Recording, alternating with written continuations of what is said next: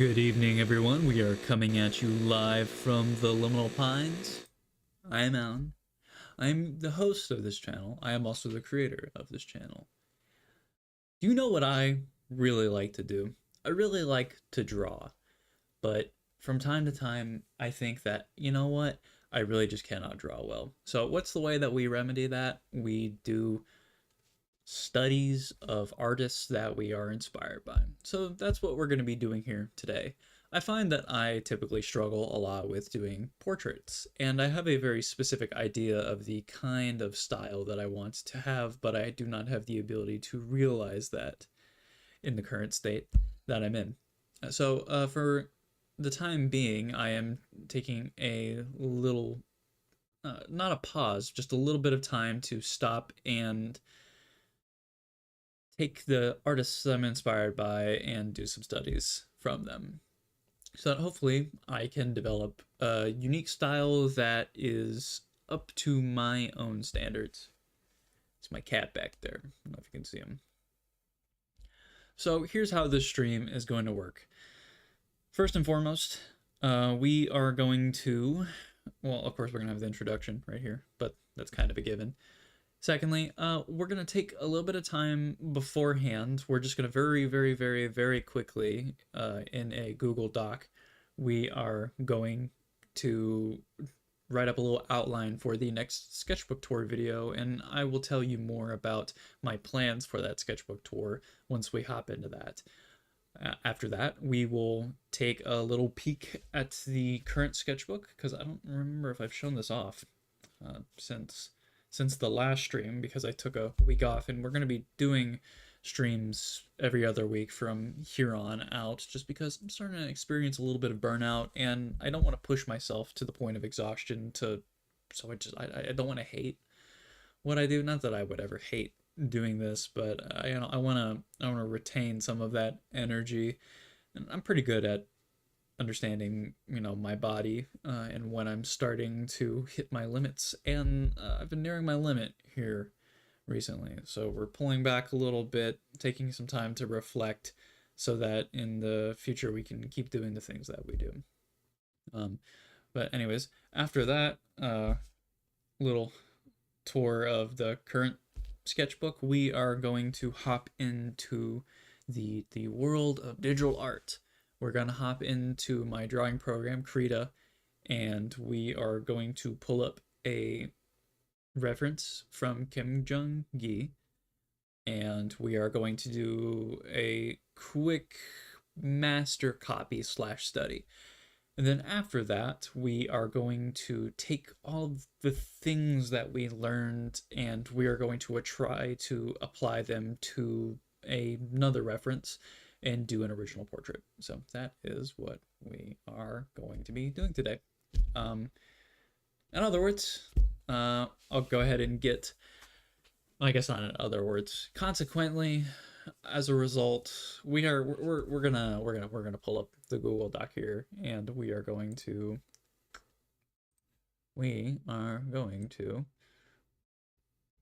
a little writing, because on this channel we do a little bit of this, we do a little bit of that. Also, hello Lizard Wizard.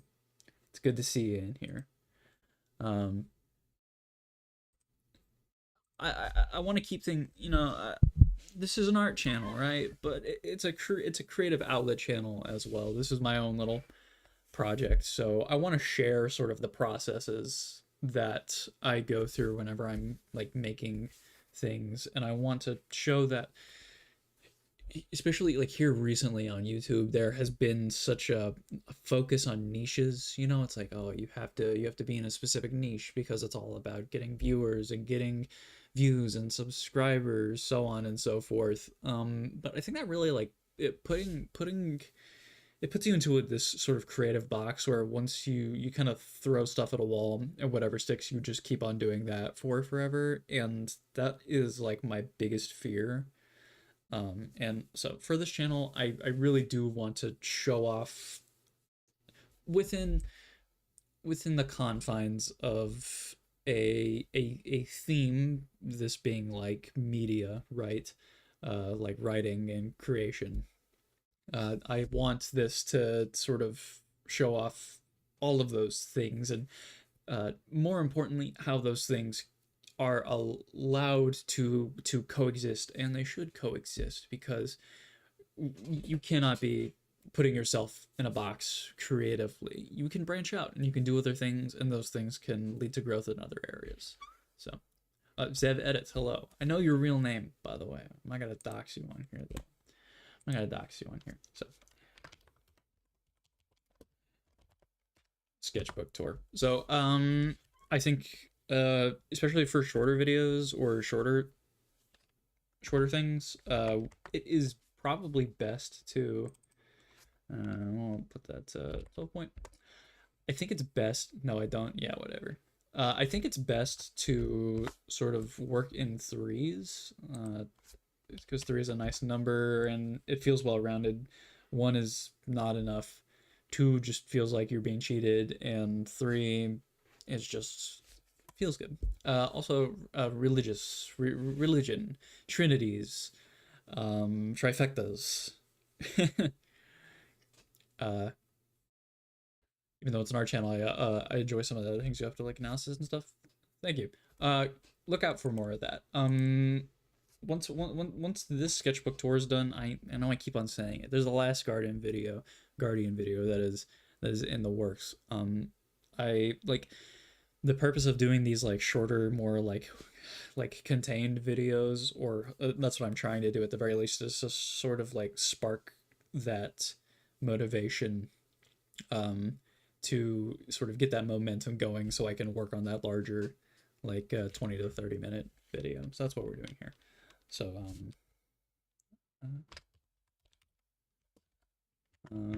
section 2. So I had this very it's an amazing idea.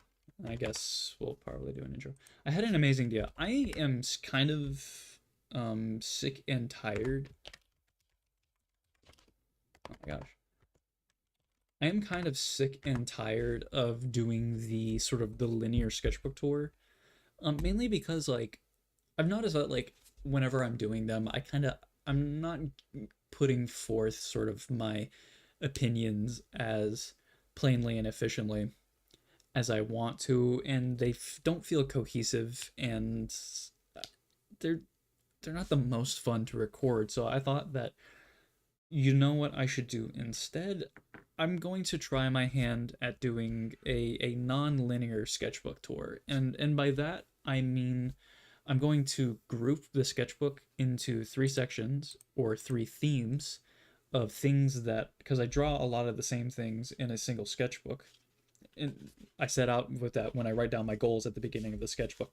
I think it would be great to, instead of just going through the entire sketchbook at once, to go through each theme on its own, and not even like chronologically, but I want to sort of show off individual sketches and sort of show how they build upon each other or explain the purpose of them. Just that feels like it would have more purpose other than just flipping through and saying like, here's a sketch, here's a sketch, here's a sketch. I want to sort of try and of course this will be very short, probably like an 8 to 10 minute video. I want to make it very snappy because like I'm trying to like improve my video editing as well, but I want to make it very snappy. And I think the way to do that is, of course, 1, to have a script so I'm not just rambling, and 2, I want to create a little mini narrative with each sort of like section here within the sketchbook. So that way you as a viewer can get an idea of sort of how I am viewing my progression and like how I sort of like structure things in my head. So for the first section, I'm thinking, and we're using the previous sketchbook, of course, for this right here. I'm looking at the major things that I did in this sketchbook, and the first thing that when I flip through here that I'm seeing is I am seeing a ton, and I mean a ton, of sort of just environmental thumbnail sketches. I'm seeing a lot of in the sketchbook I have them listed as backgrounds, but you know, we have a lot of sort of is a we'll talk about this in this section here, but um,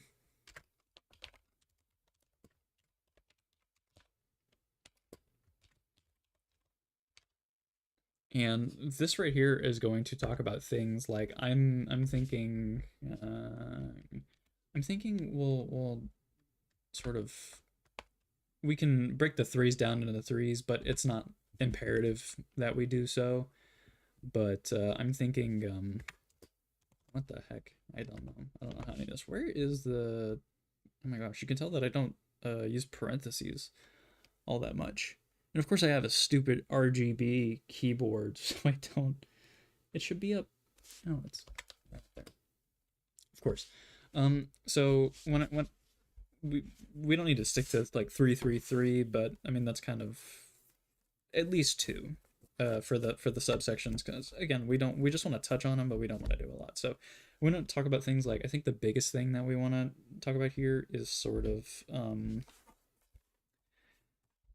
when we're looking at thumbnail sketches, we're looking at value organization.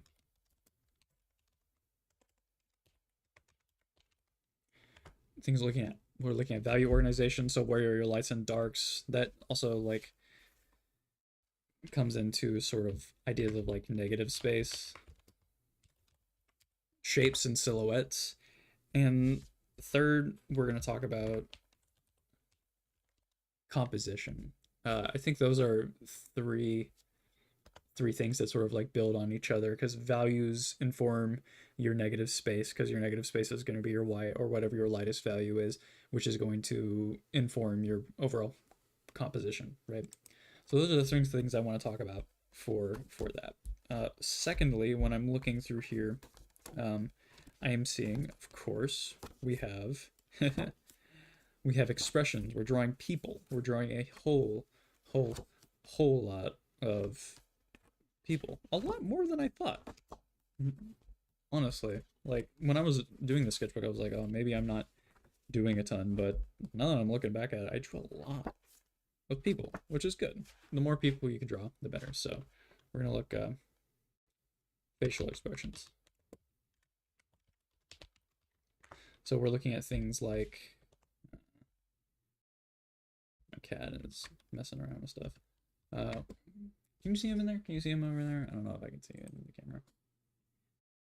If he gets up, tell me in the chat if he tell me if he tries to get up onto that thing. If you see him, say get down, naughty cat. And then I'll turn around and I'll yell at him.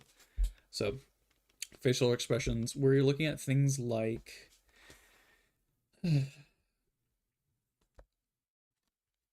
we are looking at things like I don't know how like the best way to sort of describe this, but like scrunching and stretching, you know what I mean? So like this might sound weird, but like whenever you're dealing with facial expressions, you are either you are raising your brows or furrowing your brows. You're either, if you're smiling, you're extending, you're stretching the mouth, or you're bringing it in tight, and sort of the combination of those things can lead to a wide variety of different facial expressions. So I think that's very important. And then I'm thinking also we're gonna look at I think this is also kind of important, but like, oh my gosh. Proportion, and by proportion, I just mean, I see him, don't worry, when I'm talking about proportion, I'm talking about your typical Loomis head proportions, but we're also talking about things like how large are the eyes. Eyes are very big in expressions, so I think that's very important to touch on there, because if you have small eyes, maybe they don't naughty cat. But you know, the smaller the eyes, you sort of limit yourself in the amount of detail you can convey, and eyes are a big part of conveying emotion. Um, and I think honestly, I think that Um, yeah, I think the third thing, and this isn't something that tried to do much of in this sketchbook, but we sort of, it came and went throughout, and I think we can touch on that, maybe how I need to work on that, but sort of exaggerating sort of facial structure, exaggerating facial features, to be larger, smaller, stretch, squash in order to convey certain emotions, all while still retaining the essence of the proper human head proportions. Uh, so I think those are very good things to touch on when it comes to drawing expressions. Thirdly, the third thing that I want to, I didn't spell exaggeration right. Ignore that. The third thing I want to talk about is sort of, and this sort of relates back to both the heads and sort of the environmental sketching. I think that we, in this sketchbook, we're paying a lot of attention to perspective. Um, so perspective was a big thing on my mind whenever I was doing this sketchbook. So sort of, even at the smallest level, uh, maybe not the smallest granular level, but at the very least, it's like we want to pay attention to if something is above or below our horizon line, and that can do so much for both your environments and your people. You can convey a lot whether something is above or below you. So the first thing that we want to talk about with perspective is sort of the horizon line. Of course, that's like whether something is above or below. And we also want to talk about uh, another part of perspective, and that is foreshortening. Because buildings, as they move away from you, face away from you, they're going to become squash. And the same thing applies to like faces, human faces. And we'll see that with the Kim Jung. We'll look at that later in the stream with the sort of Kim Jung Gi studies. Is that sort of this squashing as something a plane is moving away from you can tell you a lot about the size and form of that thing. Um, and thirdly, I want to talk about gosh, what is it? I want to talk about, this isn't, I guess, I was gonna say scale, but scale wouldn't really be part of perspective per se. That's more of a composition aspect. Um, so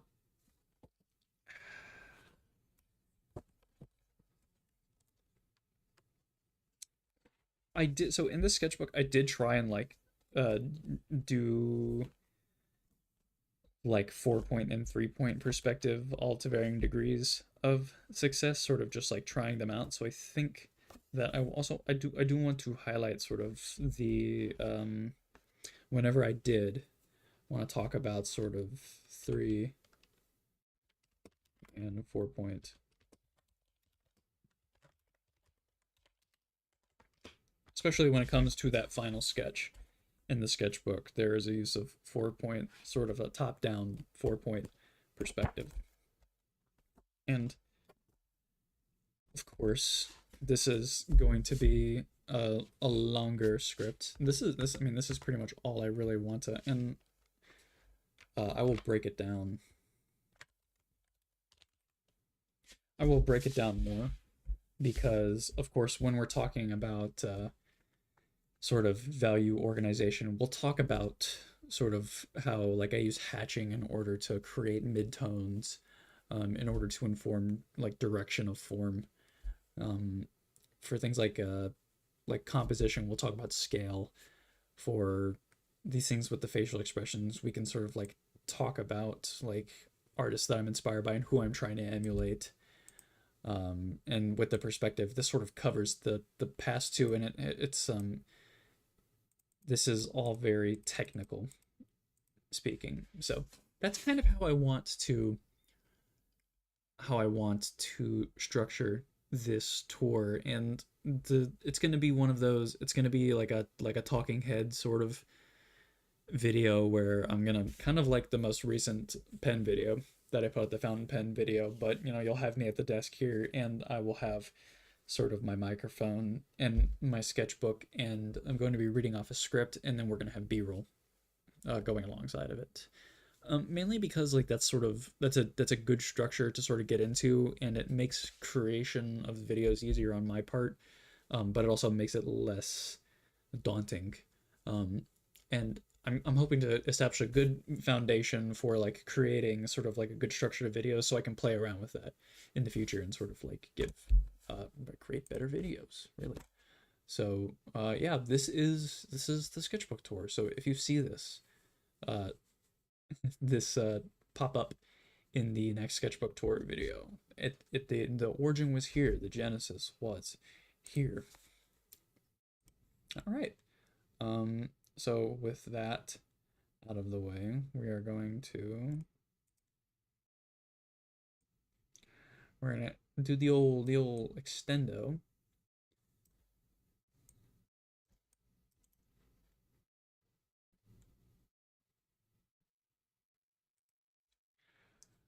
Also, my borders here are never they're never the same size. They're never the same aspect ratio. So and I don't think they ever will be.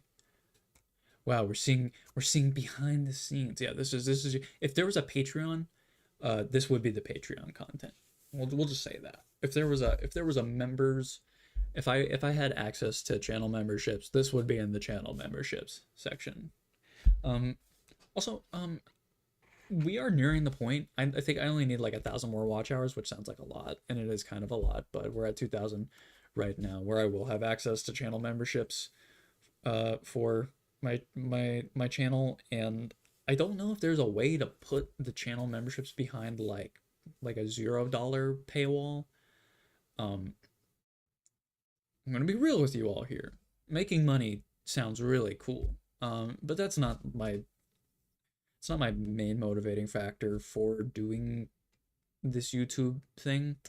No, money would be nice, but I don't want to charge like exorbitant prices to just like have people see what I'm doing, because I don't want to gatekeep all that much. So there could always be like a tier system, but just know I'm never going to lock away anything like I'm never going to lock away a substantial part of the channel behind a paywall. Um, the only thing that I would put behind a paywall, like I'm talking like $1. If I could do 50 cents, I would do 50 cents. I really don't know how it works. It would just kind of be like, it would be what I'm doing here. Uh, it would be like rants. It would be rants. It would be tier lists. It would be sort of like behind the scenes. It would be behind the scenes stuff. It would be all that sort of stuff. So like the less interesting stuff for like the people who like are like not bored by that sort of thing. You can give me 2 quarters to see that sort of stuff. No, you can't monetize through Google AdSense with 500 subscribers, but if you have 500 subscribers and 3,000 watch hours, I can open up channel memberships, and that you can monetize. But so like the actual like Google AdSense, like having ads on my videos that pay me directly, that's 1,000 subscribers, 4,000 watch hours. Yeah. Okay. We're gonna pop this camera. We're gonna pop you, silly little one. We're gonna pop you down here so I can show you what I've been working on for the past 2 weeks. Yeah, we need more cooking videos from the Little Pines. I have a friend who keeps on telling me that I need to do a cooking video that's steak donuts, like a steak donut, and like drawing. So it's like, but we wouldn't like talk about the absurdity of the steak donut, but it would be 2 glazed donuts and just like a T-bone, like a ribeye or whatever in between, and sort of like it would be like going to Krispy Kreme, getting the donuts, and then like searing this perfect steak. It's like, and now we make our sandwich, and then I don't say anything about it. Um, and then we do not say anything about it, and we just draw a little picture. And I love the absurdity of eating such like a disgusting, unhealthy meal. and sort of just like not mentioning it. I think that would be great. So if you're interested in that, we can do that. Like the French toast and the salmon and rice. The salmon and rice video. There was a point in time when this was a cooking channel. Not anymore. Sad. Oh, hello, Habes. I'm sorry. I looked away from the screen and I didn't see you put in there. How is everybody? Habes, I'm doing fine. I hope that you're doing fine. Um, it's been a hell of a it's been one hell of a week, and I don't mean it's been an awful week. Well, okay, we're gonna talk about like real world stuff here for a minute. At my place of work, I'm not telling you where I'm working. But at my place of work, I picked up an overtime shift for tomorrow. So I'm working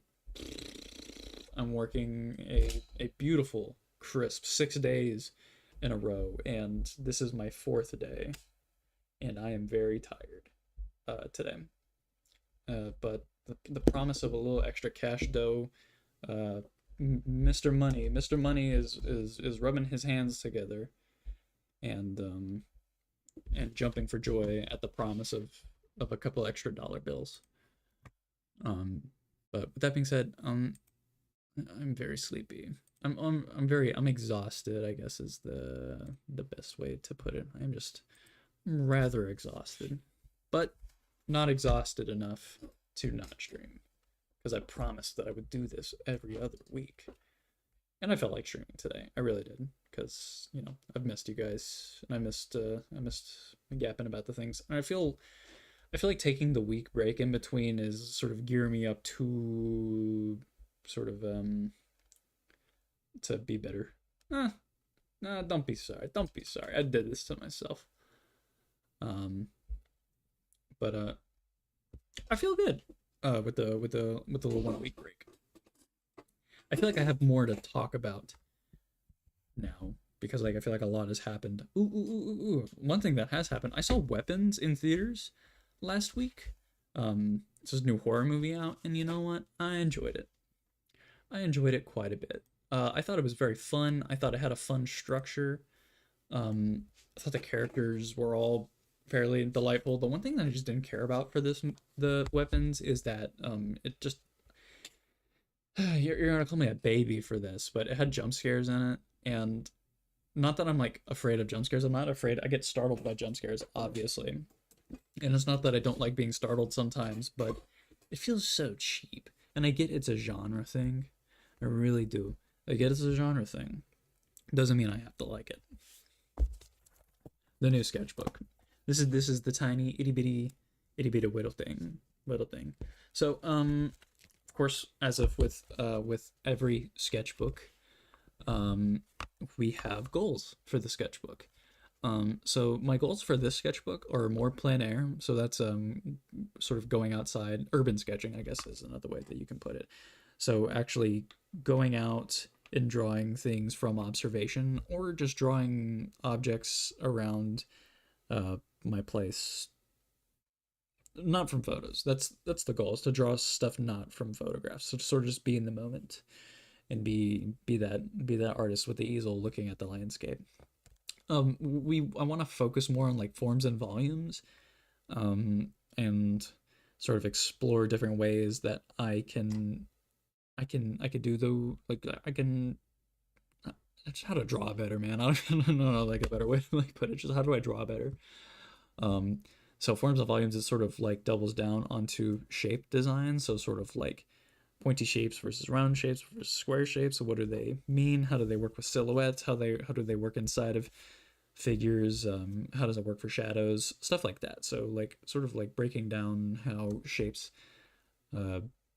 sort of work in composition, those sorts of things. And then stylization, which sort of is very broad and sort of like trying to figure out how I can start stylizing my stuff in a way that I find aesthetically pleasing. Some would say I already have a style. I would say I don't know what that style is. If you want to tell me what my style is, please let me know. I would love to know because I would love to do it. So first and foremost, This was I was sitting in my car at the gym, and this was a little ATM building. So this is an urban sketch. This is a plein air. Uh, this I went hiking, and this was a little rock face. That was or a rock ledge, I guess you could say. I suck at drawing like huge rocks like this. How would I even depict this? I don't know. I really don't know. But I tried my darndest. I really did. I really did. Um, Here is a freehand sketch with the Palikakuno of sort of the corner of my living room because we have a little thing here by the door with a lamp, and I was sort of like I was trying to play on with the texture of the lamp, sort of like having one side be a little bit more like darker, but also the pattern is a bit more like tightly interwoven, and it dissipates as it gets a bit lighter over there. And looking back on it, I think it looks very fun. Here, I was just like messing around with like sort of like silhouettes of the lamp, sort of like the iconography of a lamp, and it's like, okay, like what if I just did like some blocky shadows with like a crescent shape? What if I had what if I had it droop down and like I had the pop more round, or like what if it sort of like flared up? Yeah. Here we have, and this will be, we'll see more of this today, but we have some Kim Jung Gi studies. So we have this one right here. It's not the best copy, but I certainly learned a lot from it. Here we have another one right here. I like this one a lot, not just the way that I did it, but I also just like the caricature of this person because of this like drooping bottom lip. I think that looks really cool stylistically. Here we have some more. This is sort of the study, and this is sort of me like doing a copy of the study, trying to like mess with some of the aspects of the portrait to make it look different. Here we have Higgs from Death Stranding 2. I don't have much to say about that, really. Here we have some just like, these aren't copies or studies or anything, but I'm trying to keep things that I learned from these. So this is three of them. Trying to like focusing a lot on sort of like having these flowy interconnected outlines. Also having like good proportions and sort of like not trying to cram in as much detail as possible. Here we have I was sitting inside of a Dunkin' Donuts and I was looking out the window, and this is what that is what this is. Um, this is sort of like a little freehand, um, like from the imagination, drawing towers because we know I like little towers. Here we have I was kind of just like trying to do like a little composition thing for like in circles. Ulysses does not look like this. This kind of looks like a professor, like a Snape kind of face. That's not what Ulysses looks like, but like I had this idea. Yeah, anyways, that's just a little, I was just playing around with a little composition. Here we just have some figures. I was like doing a lot of erasing and stuff below. And I was just like, I haven't drawn some figures in a while. I kind of just want to draw some. We're looking at things like sort of like shape and silhouette and like gesture. Here we have some more figures. These are having a bit more of a exaggerated perspective, so looking from like top down. I didn't like them when I was drawing at the time, but now that I look back on them, I'm like, oh, those look pretty good. Those do look pretty good. And this one right here is a freehand portrait. Not much to say about that other than like I kept on going over the eyes, which makes it look kind of weird. Here we have, I was sitting down on my couch and I was looking at, you're going to be able to see what my entire apartment looks like just from the sketches in the sketchbook, but this is sort of me sitting on the couch looking into sort of the hallway into our kitchen with there's a little stand right here. Yeah. And that, you guys seen this right here. This is just a silhouette print of the one sketch that I have. That's actually part of the thumbnail for this video. Here we have some more.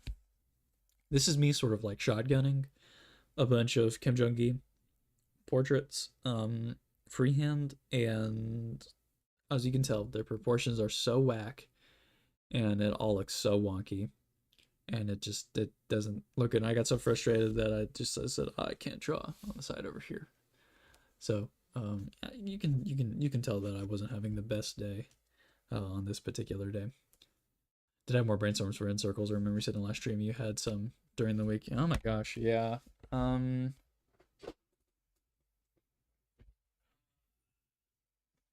so here's my little book that I've been writing in for in circles, and so sort of uh, been like organizing sort of thoughts and sort of so on and so forth. Yeah. Um,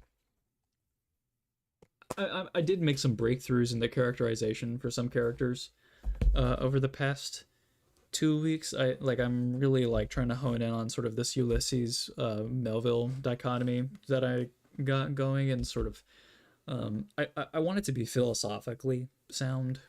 So like I've been like trying to make a lot of thematic connections to a lot of like the disparate ideas that I've been having. So that's I'll go through it. I need to organize those notes and jot them down into the notebook here.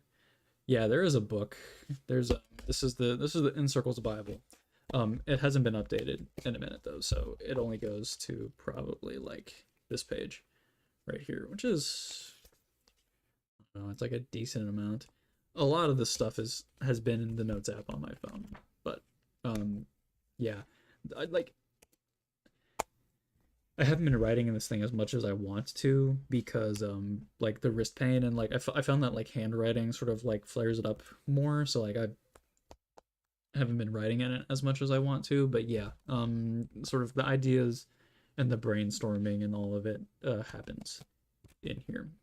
So yeah, we will definitely we'll definitely, if you guys want, we could do a stream at some point, sort of like talking about in circles a bit more, because there still is a whole lot that I have not shared with all of you, and I could organize my thoughts on everything uh, more efficiently for like a stream format. So if you'd be interested in that, let me know. A keyboard makes you effective and productive. Yeah, you're right. Um, the keyboard is definitely the keyboard is efficient, but there is something, and it's the same thing with like actual drawing. There's something about like using your actual hand to like write words down on a page that feels just a little bit more. It feels a little bit more. Um, I don't want to say professional, not professional, but it feels a bit more real. Um, and even if it means I like have to do it a bit slower, uh, it helps with it helps me stop and it helps me brainstorm a bit better. I find, because I'm able like I'm not like writing at 1,000 words a minute, and I'm sort of like taking my time to like chew on the ideas. Here we have this is not a copy of someone else's portrait. Well, it was using a reference, but this is using like a Loomis head. This is all me, by the way, and I don't think it looks too bad. The thing that you said earlier about in circles, organizing the thoughts and update, totally, we can do that. I think that would be really fun for a stream for 1 week, because like I feel like there's a lot I could share and sort of like get feedback on like what you think works and doesn't work. So I'll go ahead and I will sort of like I'll probably organize a doc like for a stream, and we can go through and sort of look at we can look at in circles as like a concept a bit closer, if you would like that. Some more itty bitty little Loomis heads, because I was like, how do I fill this bottom bit of the page? I don't know. Here we have another portrait using sort of Loomis, and like I feel like with the studies that I've been doing here recently, like I feel like even just like the few studies that I've done, they're helping me tremendously, and sort of like being more confident with my like lines and line placement and sort of proportions and everything. So they've been very, very, very helpful. Here we have, this is a from imagination, so I just plopped down a Loomis head, and I kind of just like, I'd like say racing the jaw. I was like, hey, what shape do we want to make the jaw? How big do we want to make the nose? How do we get the foreshortening on the eyes? Stuff like that. So I'm happy with that. Here we have, this is more on the thumbnail side of things, but these are each from the Princess Mononoke art book. And I was looking at things in a very small amount, but we're looking at things like composition rendering techniques, and like shapes. So like we got triangles versus rounded shapes. We have things like perspective. We have things like silhouettes. We have squares. We have angles and so on and so forth. Here we have, this is sort of like, I went through and I sketched, this is from a photo that I took, but I was messing around with sort of, okay, like what if we had just a completely dark, because I noticed when I was looking into sort of the greenery that the leaves were getting caught by the sun, but everything behind it was sort of drenched in shadow, but it wasn't completely black. So I was like, okay, what if we push that a bit more and we just had like the bright leaves in the front be these white shapes and then just completely back in the background. So that's what I was playing around with there. Here's a picture or a thumbnail of a picture that I took of a millipede on a tree during a hike I was taking. This is sort of like from the head, and this is sort of like a composition thing, but you know, it was like a like a down looking up at a tree in like a courtyard and sort of like playing on symmetrical design, but also having like, you know, we're looking up, but you also have the courtyard sort of like bringing your eye down here, so it sort of creates this like you have a V here and then a V up here, so it goes boom and then boom, and it sort of makes you go like look up and down. That was the idea at the very least. Here we have, I was at work and I was drinking a Bai coconut water, and this was the water sitting in front of me. So, and this was all freehand, I believe. There was no, this was all sort of using like when I was doing my pen, doing like a dot here, a dot there to sort of like get the lines all lined up. Then here we have looking at like basic shapes, but I was trying to focus, like we're looking at the silhouette. We're not trying to get the silhouette perfect, but like the contours. I was trying to pay attention to like the contours. And it's like how does this wrap around the shape? How do our shadows wrap? How do our textures wrap around the form of that shape? And I was messing around. I was like, okay, like what if I like used a little bit shakier of a hand when I'm drawing my lines? Like what if I didn't have them perfectly straight? Like what if I gave them a little bit of wobble? And I think that adds a little bit of nice texture to the shapes. So I'm trying to do that a little bit more.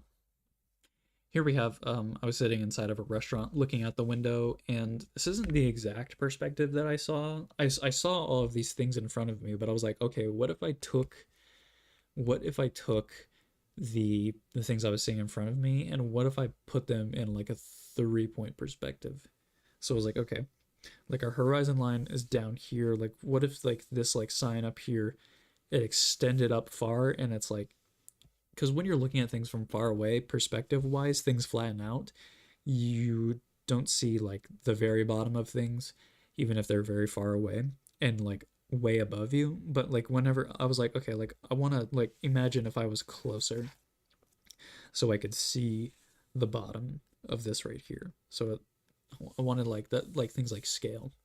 I was also like playing around with like how tall to make things, thinking about like the composition. So like this is the tallest thing, of course, but like this light pole, I was like, okay, since it's like a 3-point perspective, it's going to be like leaning in a bit more because like our center line is a bit right here. Same thing with this right here.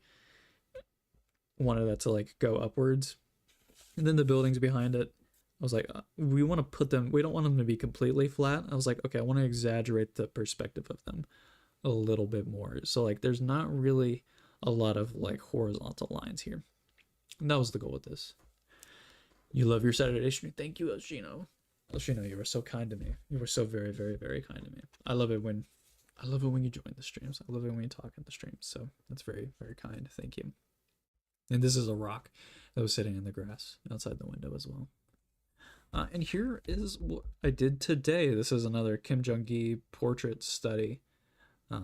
Sort of really paying attention to proportion and really paying attention to like the line weight for everything. So Like you have thinner lines that are interior, and then exterior lines tend to be a bit thicker.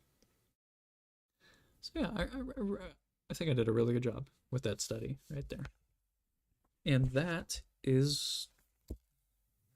where this sketchbook is. So thank you for looking at that. We're gonna pop the camera back up, and we are going to load into my digital art software, and we are going to look at a portrait, and we're gonna try and do a little master copy. That's what we're doing next. So let me move all my stuff. Buffer. You stopped using that? What do you mean stopped using that? What do you mean that? What do you mean by that? Wait, I'm a little confused. Maybe it's something I mentioned, and I'm just I have my goldfish. I have like my goldfish brain turned on. Oh wait, you remember me having a quilt? Oh, see. I do have my goldfish brain. I didn't even see your previous comment. Yeah. The okay. My girlfriend, um, because I was using black ink, she was sad that I was getting black ink all over it, and so I was like, okay, I'll stop using it. So we got a little cutting mat here instead, which I understand because she worked pretty hard on it. So yeah, the quilt it's elsewhere currently. So big sad, but I was kind of destroying it slowly. I know. She is making another quilt currently. It's more of like I don't even know the best way to describe it. It's like a square. It's like a big rectangle, and it's got smaller squares on it. It looks really cool.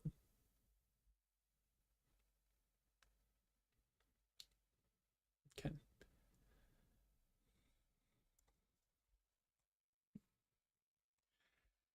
Ooh. All right. I'm going to transition, fade. Hello. Also, what do you guys think about I think this is a fun like little stylistic thing to do with the channel, but like you could definitely tell in the fountain pen video, the drawing with fountain pens video. But how do you feel about me using like a wide angle lens for like a lot of the stuff here? Because like I can show you what like a normal. This is just like the single focal depth. Everything's kind of flat, right? But like I don't know, I really like having the this like wide angle. So that's uh like I think it feels a bit different, and it like I don't know, like this channel's about like art. We talk about perspective a lot, so like I think it's fun to have sort of like this like sort of like globe thing going on here. It's not quite fisheye, but it's darn near close. I need to open my digital art software.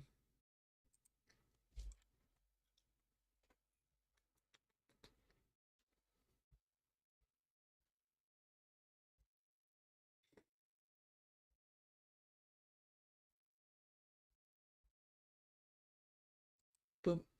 Okay.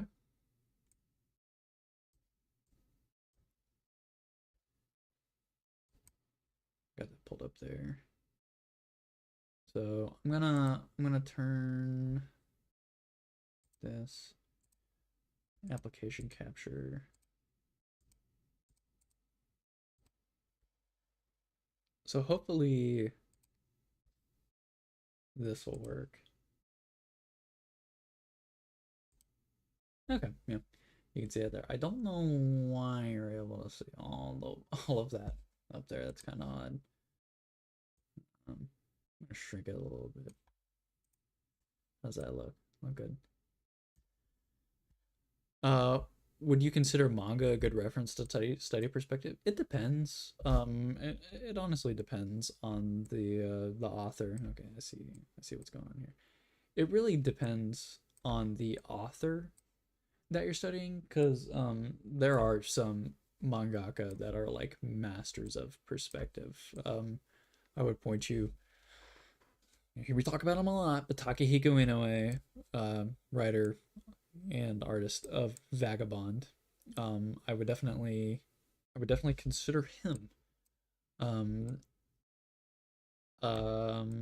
Berserk, Miura, mangaka of Berserk. I would recommend him. Um, I would look at whoever the author or the artist for One Punch Man. He has some really crazy stuff. Um, it really a lot of good battle anime, like good like fighting anime, have like sometimes rely on like really good perspective in order to like show off um like good dynamic fights.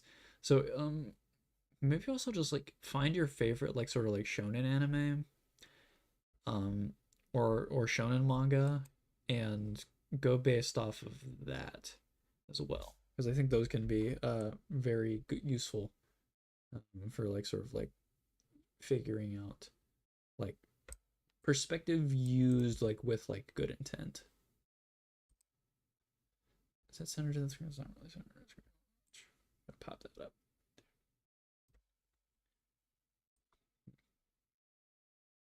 I guess I love messing with the transform tools. How did you know?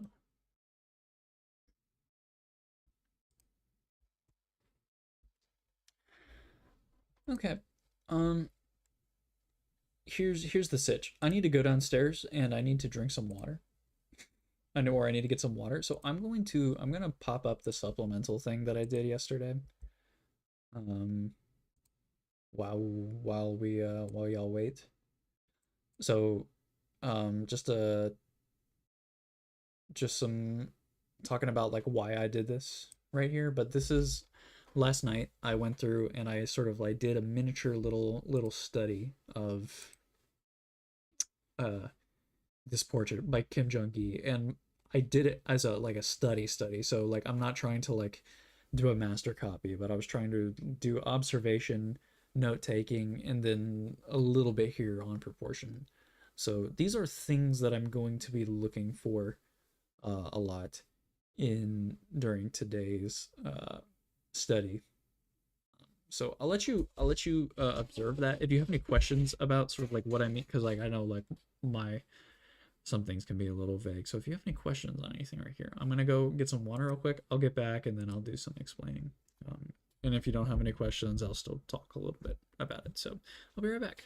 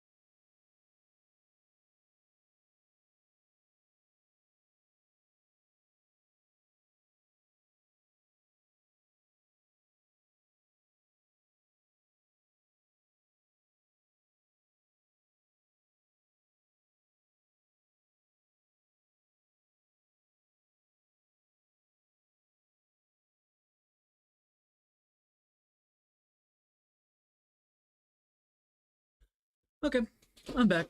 Okay, so I'm gonna put my headphones on because I want to listen to music while I'm doing all of this.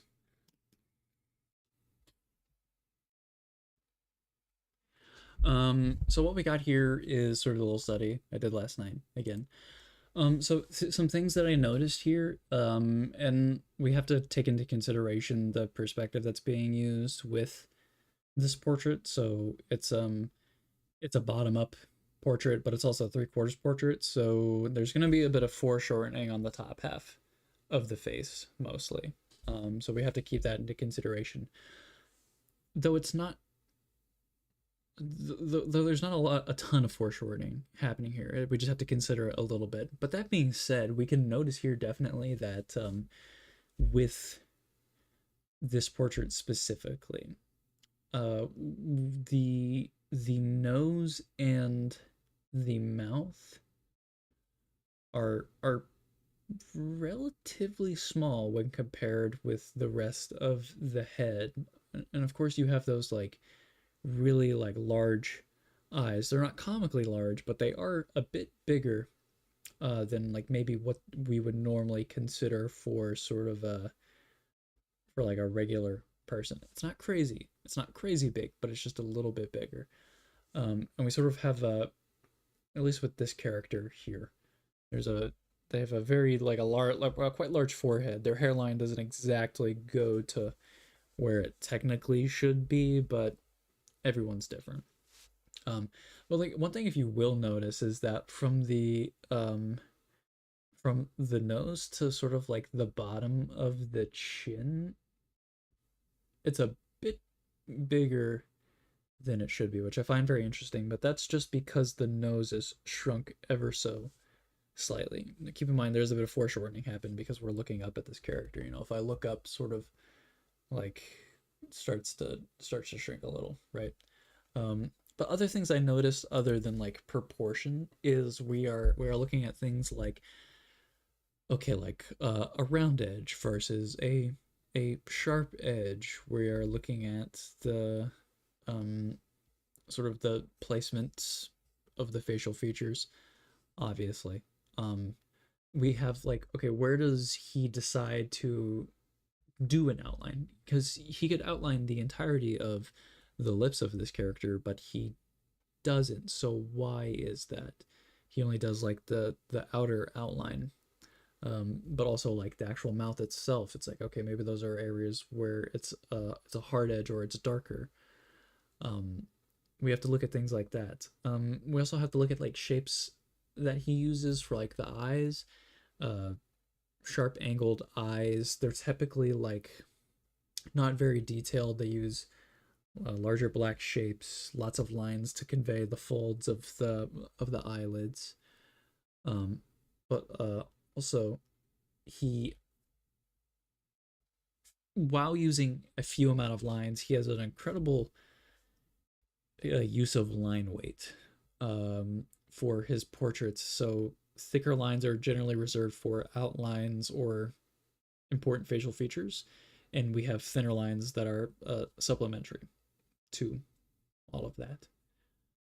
But also, uh, on top of things like line weight, there also is a great use of sort of like overlapping forms.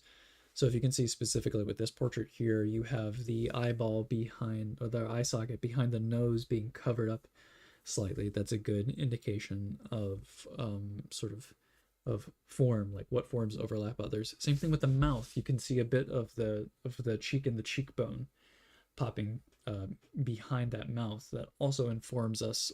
It makes this portrait look more three-dimensional, and I think that's where a lot of the charm lies. It's communicating a lot through very, very uh, conservative use of lines, which is kind of what we're going to be studying here today. That and sort of like the stylization. So we're looking at not too much detail, but just enough, and we are looking at proportion. So that's pretty much what we're going to be doing here today. So I'm going to pop that off right there. We're going to create a new image. Also, I just realized here today that for for the DPI. Apparently for like digital, we don't need it at 300. That's kind of like overkill for like file size. I saw that people recommend 72 DPI. Um, so we're gonna try that here. I don't know if that's necessarily like will it look good? I have no idea. We will find out though. I don't know what I'm doing here. Okay. Let me get. I need to get my drawing tablet down and plugged up.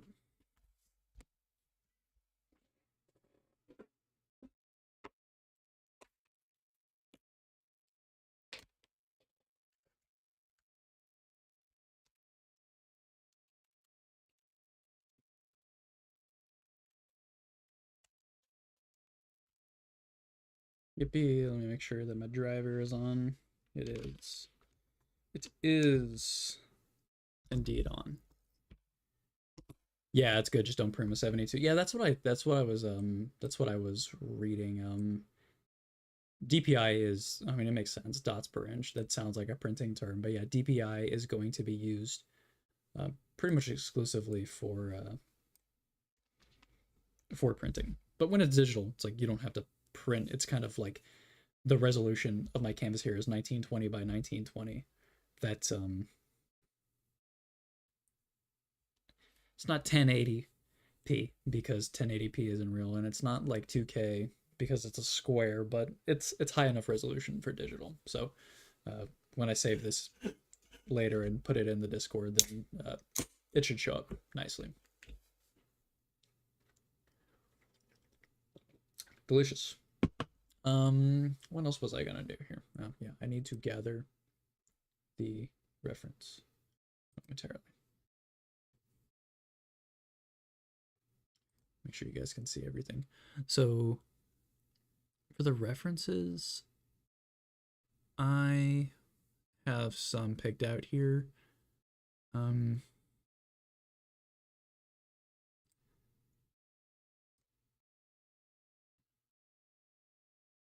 Insert this as a new layer. We're gonna do this one right here. I find this one to be quite fun, and I like the angle of it, and I like the shapes and everything from it. So we are going to use this as our reference here for today. So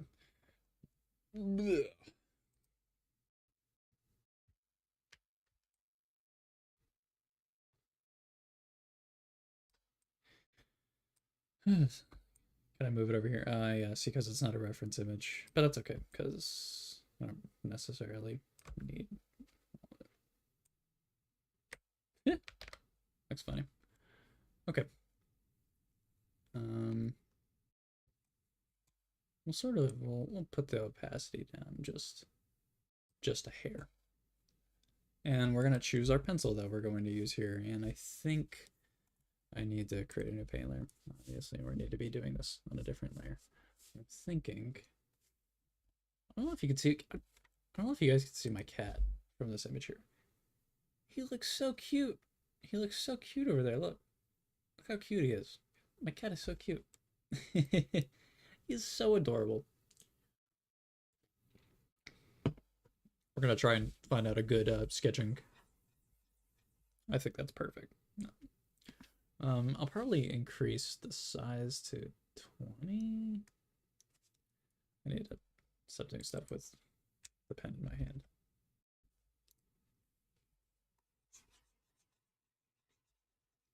Yeah, I think 20 is good for that. My opacity is up all the way. Yeah, it's gaming time. Let me should be listening to music during all this so I don't bore myself to death.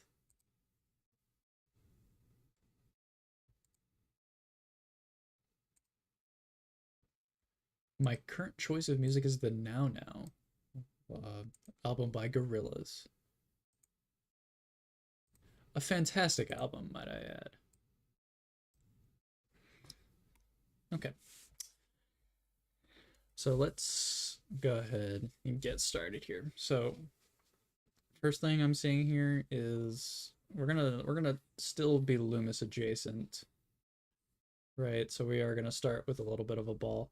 And I'm seeing that over here specifically, it's almost straight down, but not quite. So his head is tilted. There's a bit of a tilt going this way right here.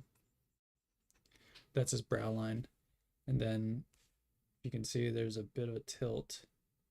I guess it's more like straight down. We get the tilt from the brow line, so like that right there.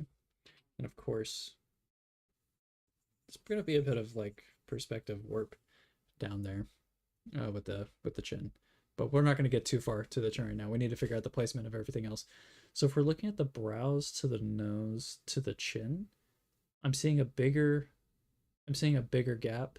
So this isn't exactly halfway. It's a bit further down. So it's looking like, and that would make sense, right? Because it's like a top down. You know, we're seeing the bottom or the top of his head more.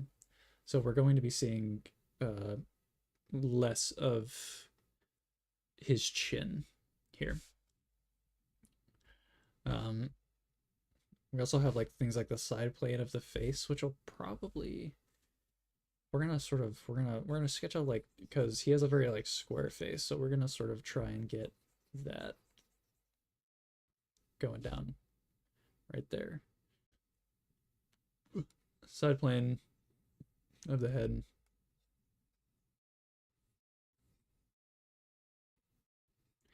It's like roughly that right there. We don't have to get too technical with it. We have the eye sockets. It looks like between the brow line and the nose, he has a pretty big nose. So the eye sockets are falling pretty much where you would expect them to fall. Of course, we'll like give it that little. You're gonna see this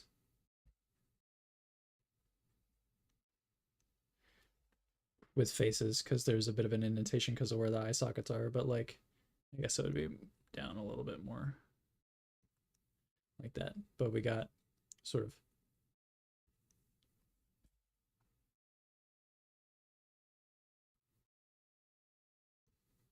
like that right there.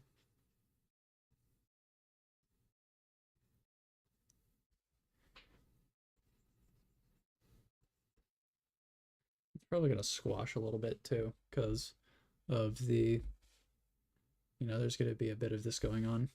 We want to try and like show off that perspective a little bit, you know. The nose, it's a bit off center because of course he's looking to the side a little bit, so it's gonna be like down like right here-ish.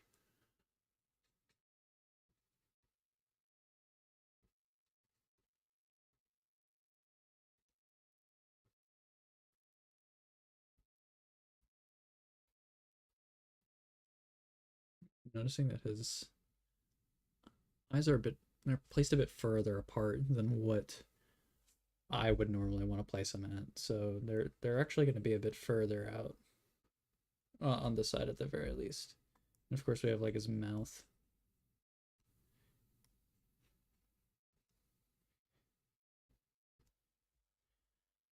What I like that he's got going on right here is that the jowls sort of, they protrude a lot, and they protrude in a more comical way than what they should be, but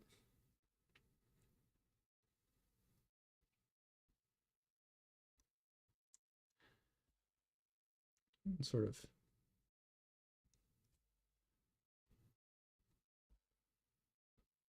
And his hat, what I like too is that his hat is sort of like blocking a lot of it out.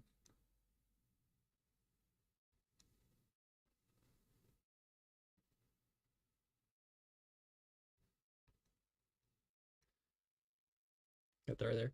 And what I'm noticing right here, I have a tendency to do this. Well, I know I was talking earlier about like his nose being a bit bigger. I think I made it a bit too long. So I'm gonna take this right here, and I am actually, I'm gonna squash it up just a little bit more, just to make sure those proportions. This is the great part about like digital art. It's like I don't have to do a ton of like erasing, but I can like I could do stuff like this, where I can like quickly tweak proportions just a little bit better. Of course, we have cheater. Ooh, cheater! He's cheating! He's cheating! I'm on the same. I'm on the right layer, right? Why is it doing that? Oh, is it because I technically have? That's so funny. I thought I did a little thing over there. We have the jawline sort of right here, and it doesn't. He doesn't have like a very, and also because we're looking down, it's gonna flatten out a little bit. But he doesn't have a very a crazy. We're looking at right here. He doesn't have a crazy chiseled jaw. It's like the bottom of the ear is falling a little bit at the bottom of the nose, so I actually need to like go up a little bit more. Was I using soft pencil? I was. I think I was. Yeah, I think I was.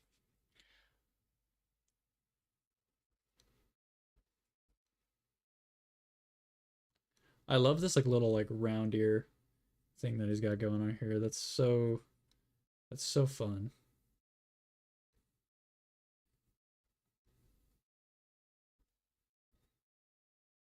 It's more round, obviously. And he's got sort of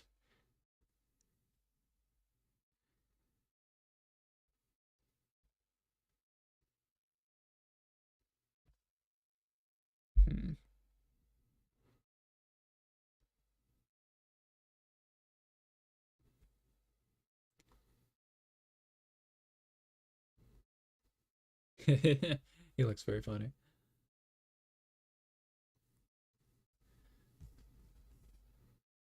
Hmm.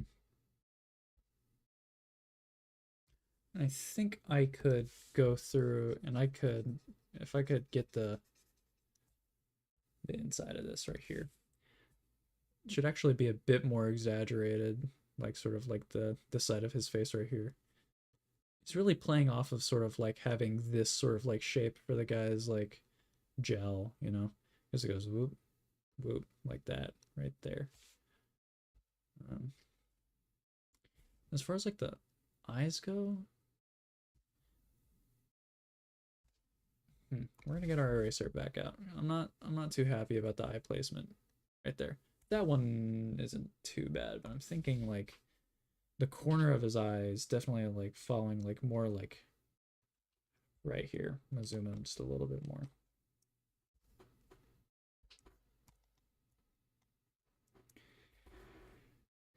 So it's like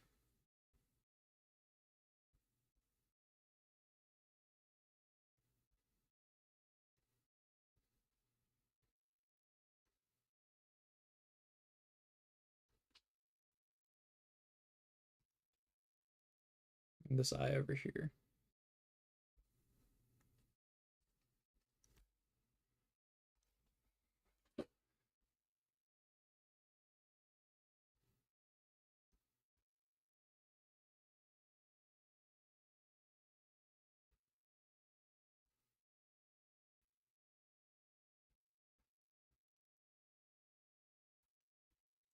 See a bit of that right there.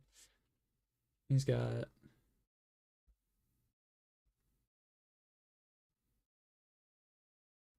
it's like a straight line, and it's there's like a bit of weight going here because it sort of like sags at the bottom, and it sort of like comes back in like over there. And you know what? I think the eyes could just be a bit bigger. So here's what we're gonna do. We're gonna take that. We're going to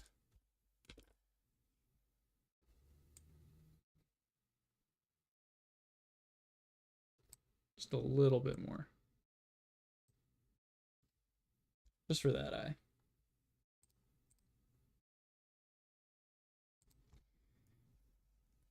And the other eye will follow. gonna be covered up by his hat mostly. So as far as like proportions for like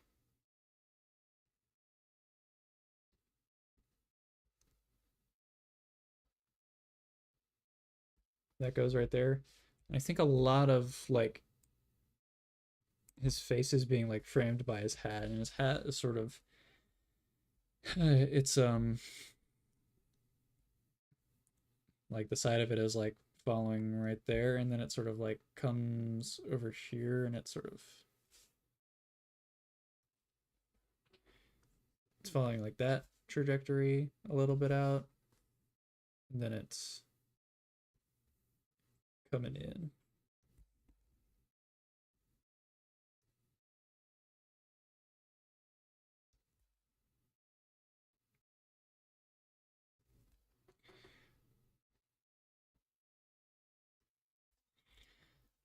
That's what we got going on there. I'm gonna take this goofy, goofy little eraser over here.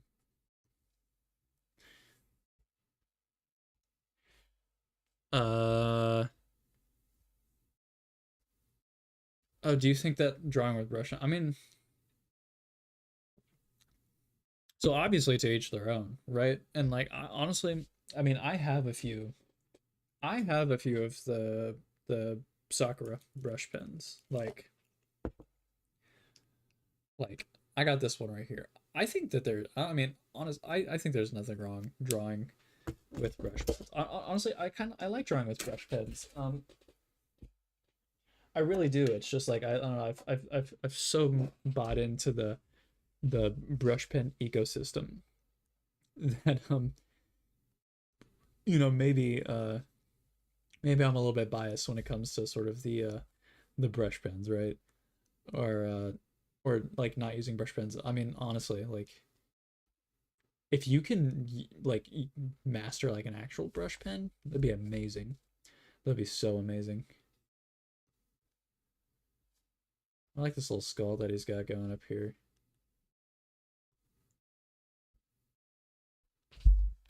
We're gonna undo that actually.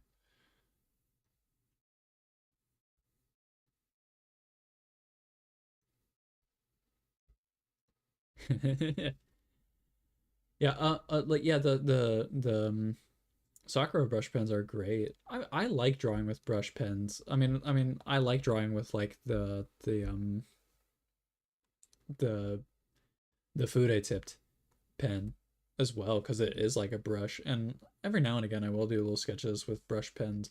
They are very susceptible to wear and tear. But if you're okay with that, by all means, like don't let me. I'm not gonna tell you not to use something if it works for you because if it works for you, if it works for you, it works for you. You know. I feel like this guy's ear could be a bit bigger.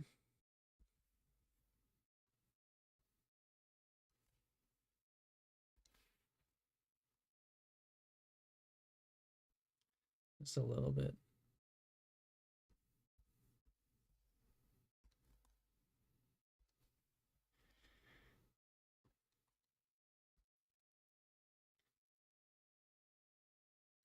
You can see a bit of his eyebrow right there. Another interesting thing that he's got going is, of course, he has these like little glasses, and they do a lot to frame his face as well.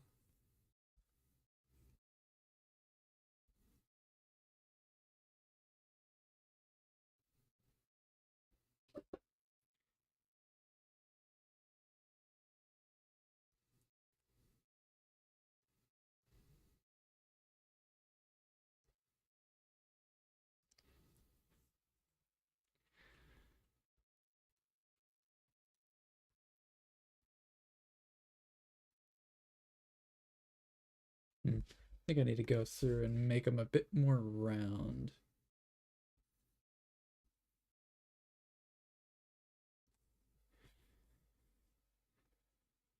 Because I made it too flat on the bottom. They need to be a bit more round.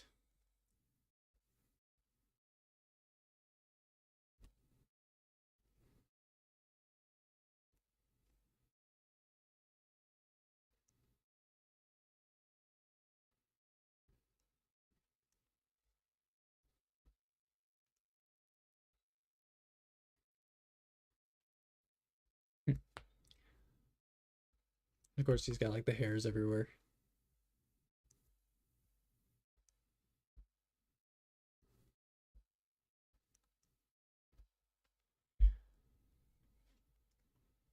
And he's got these like spiky, or I guess he's also got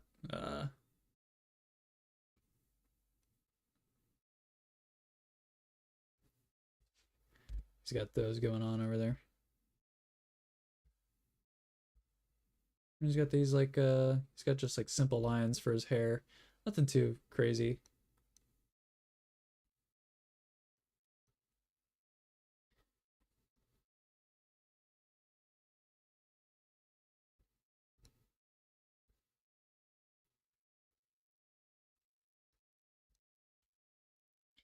You're right. I still don't get how people like fountain pens. I'm going to buy a Sailor Fude pen. Not sure if that. Yeah, that's it. Fude did a men in.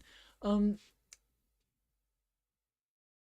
yeah, I mean, like fountain pens are definitely like acquired. Definitely. Like I find them. I They were a bit daunting at first because it was like, oh, this is like a brand new. This is like a brand new like tool. So it's like I gotta learn how to use it. But like honestly, like once you learn how to use it, like it's such like a good versatile tool. Oh, you like that? Yeah, it is like so it is like a brush pen. Don't expect it to be exactly like a brush pen because like I mean that's like not fair to the pen, but like you can do you can get brush pen like lines with it most definitely. Most definitely. I'm not fudging you on that aspect of it. So honestly, I think you will enjoy it. If you don't, your money back. I think I need to like push the like sort of like droop of that just a little bit more. We can do that a bit more in like the ink work um, for now. And of course, we won't pay too much attention to sort of these lines that's got going on over here. But thank you. I worked I worked not yeah, your money back from the company. You email and you say, I am not satisfied with your product. You sold me an inferior product. I'm all for sending angry letters to companies too, you know.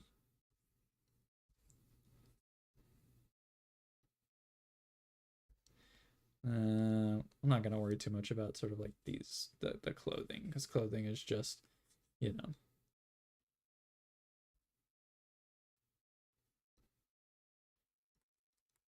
But he's still doing a lot of interesting things with the clothing here too, you know. And I mean, it's like you have like all these lines here that like show off like folds and stuff, you know.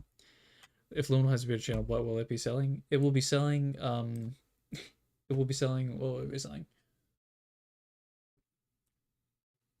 Clothing is not just just you know. Clothing is not just uh clothing is just it's just it's just it's a load of hubbub mumbo jumbo. That's all it is. That's all I'm gonna say about that. That's all I'm gonna say about that. All right. What would I sell? What would I sell? I would sell if you wanted me as like an iconic brand, probably merch. Yeah, well, yeah, probably merch. But as like an iconic brand, like a Funko Pop. Would a Funko Pop be cool? I mean, I think a Funko Pop would be cool. We could get a Little Pines Funko Pop. I think a Liminal Pines Funko Pop would be pretty dope. I think about it. Hmm, hmm, hmm. So here's something that I'm noticing right here. um, oh, you don't vibe. You don't vibe with the Funko Pop idea. Listen, not everybody is as well tuned with to the Funko Pop empire that I am.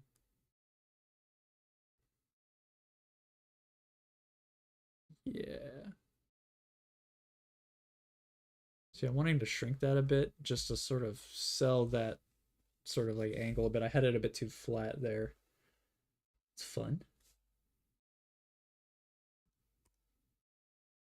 Why?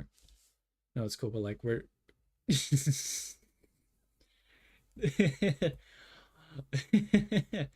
Well, every king has his own Funko Pop, right? Napoleon's got his Funko Pop. Um, King Charles has his Funko Pop. Who else has a Funko Pop? The Queen of England has her Funko Pop. Everyone's got a Funko Pop. You know what I'm saying? So like, I think it's just I think everyone should have their own Funko Pop. Is what I'm trying to say. What brush do I want to use? Do I want to? No, get out of here. Turn up. Turn the opacity down back on you. Excuse me. Yeah, I'll do that brush. I think that brush would be very fun for this. Um, heck yeah, heck yeah. Do I want to increase the size of this anymore for inking purposes?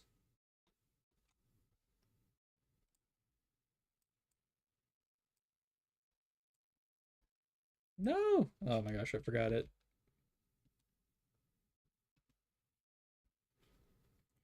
Forgot I did all that.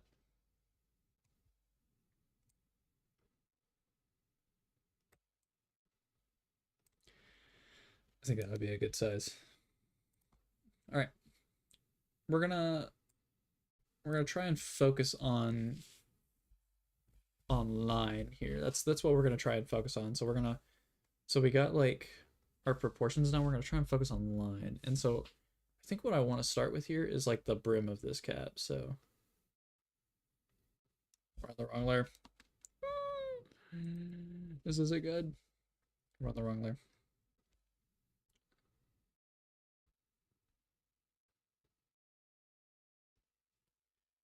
Yeah.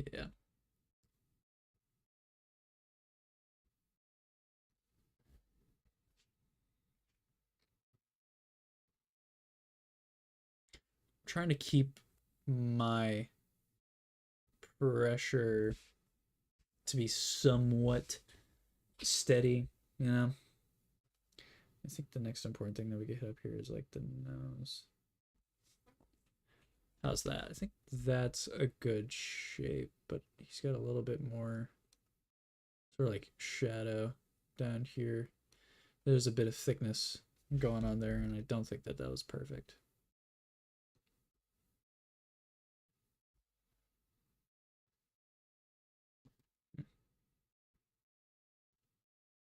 No, see, there's a bit of a curve for the nostril, kind of like that right there.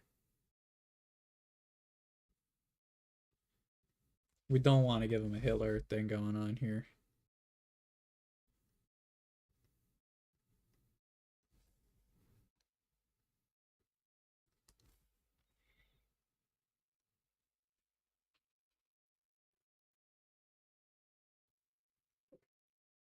Hmm.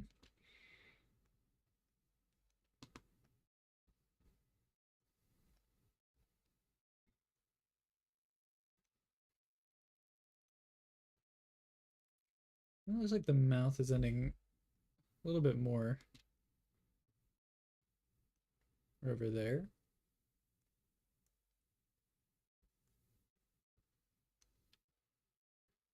Hmm.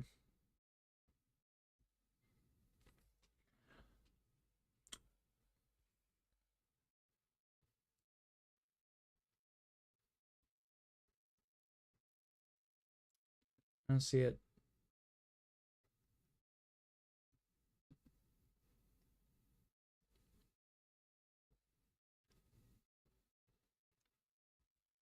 That right there, I think.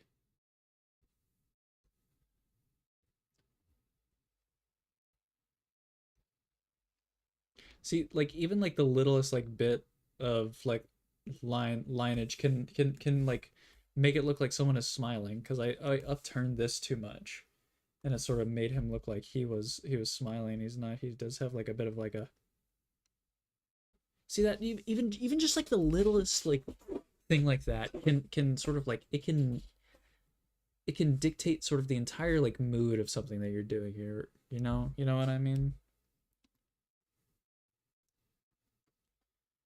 I think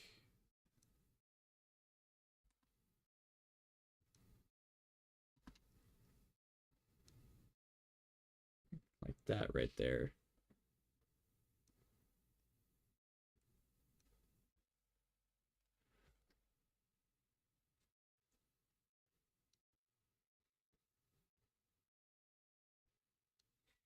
That bottom line should be maybe not that thick, but definitely thicker.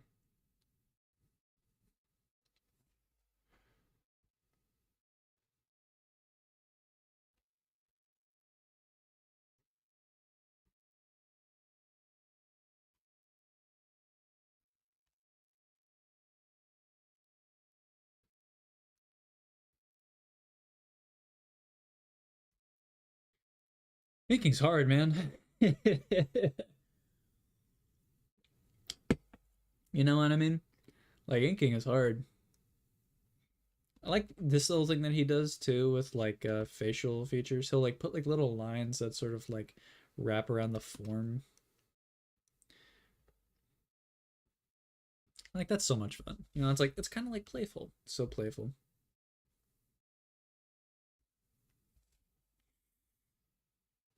What I like about this like up here, it's like it's literally just like a bunch of like scribbles. So like I'm gonna treat this as a bunch of like scribbles also. The head is more squashed and wide in the portrait. Yeah, you're right. Oh, it's more squashed and wide than the portrait. Yeah. I was trying to remedy that with this over here, but I think that I definitely, you know, we can fix that right now because we can just go in here and we can lasso this a little.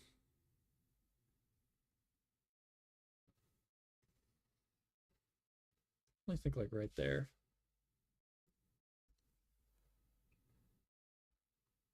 Like bring it in ever so slightly. Like that right there. I think that looks a bit better.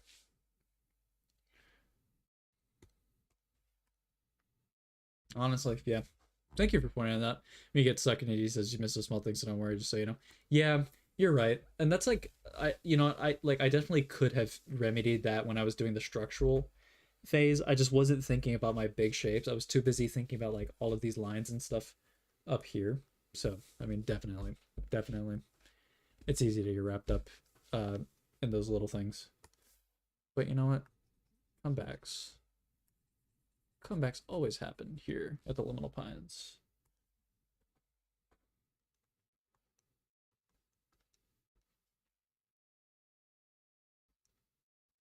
Definitely a lot of just scribbles for that.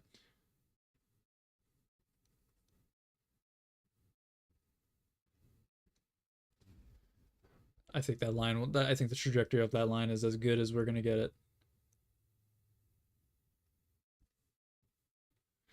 It's definitely like he.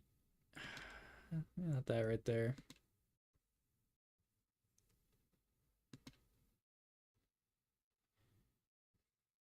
Yeah, I know I'm not gonna get that perfect, but that line right there.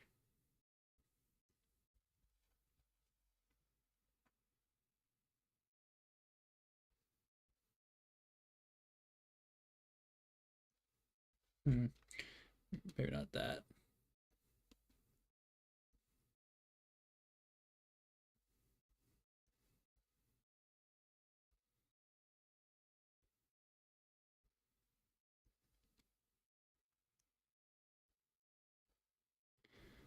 Yeah, the hat here, this little line right here, isn't the best, but we're gonna.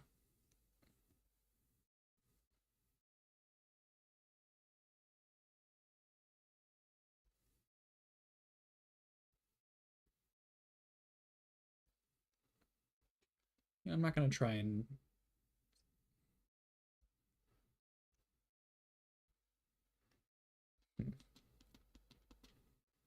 Do you think you make a plainer, shorter video? It's one of your goals. Yeah, yeah. I definitely.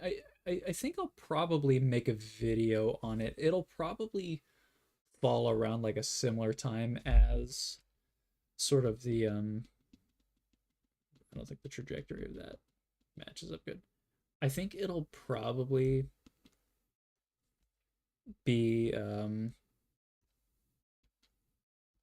around the time that I do the sketchbook tour video for this current sketchbook, mainly just because like I'll have like a lot more to like say on like the matter, you know what I mean?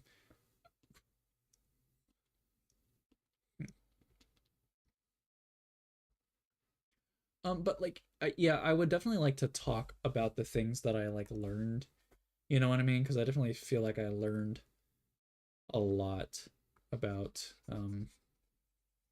I learned a lot, or I am learning a lot about like drawing, sort of like from nature.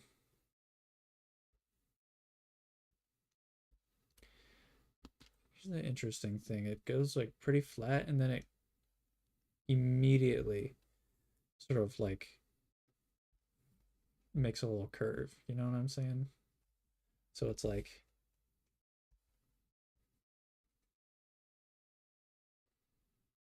round that out.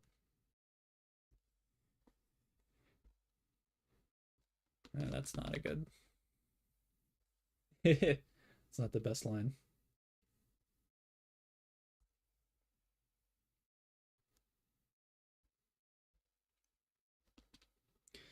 Maybe it would be better if I just went like that.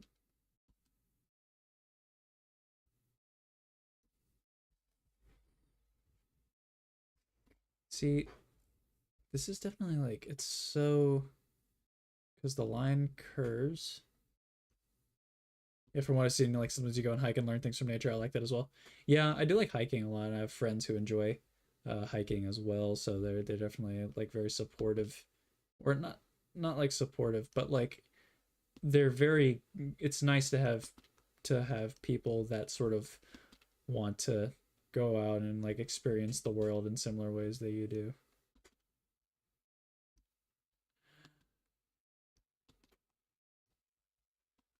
I'm getting so fed up with this line right here. I know this is like I'm tunnel visioning right now, but we're gonna allow myself time to do that. The hell? See, it goes up like that, right? It goes up.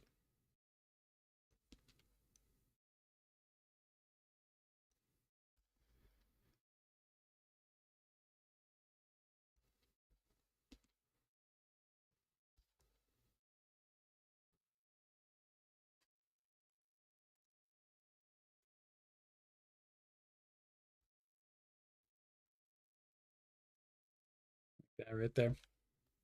You know what?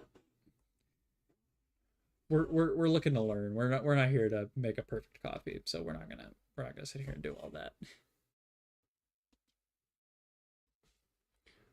Um, he is using like a really thin line here for the hat. I find that interesting, and sort of like this. I've noticed the thing he'll do is like he'll definitely show in the vertices of like certain forms interacting, he will sort of show them sort of like pinching on each other, you know what I mean?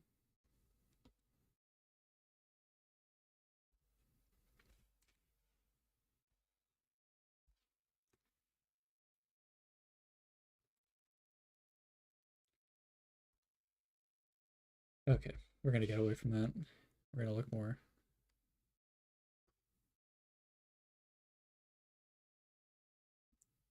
Yeah, his lines aren't too focused on like being straight. I'm really focusing on like width, like line weight,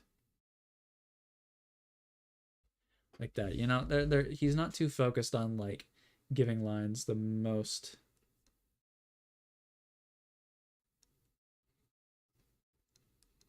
And I know he's probably using I think he's using a marker for these or like a Sharpie or of some sort, so he's able to have a little bit more control over his lines.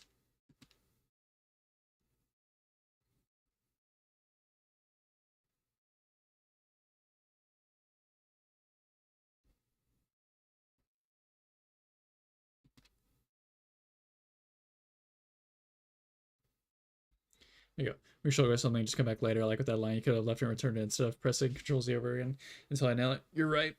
You're right.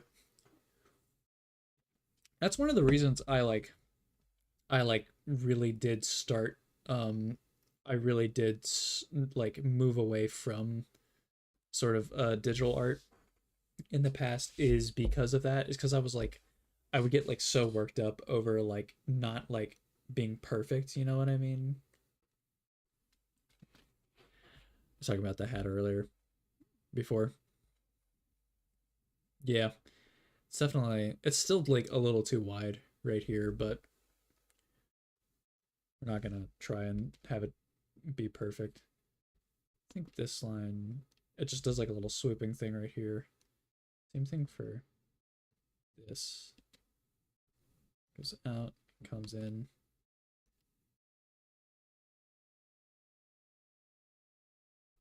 Get that right there, and then it's like a blob, and then he sort of has a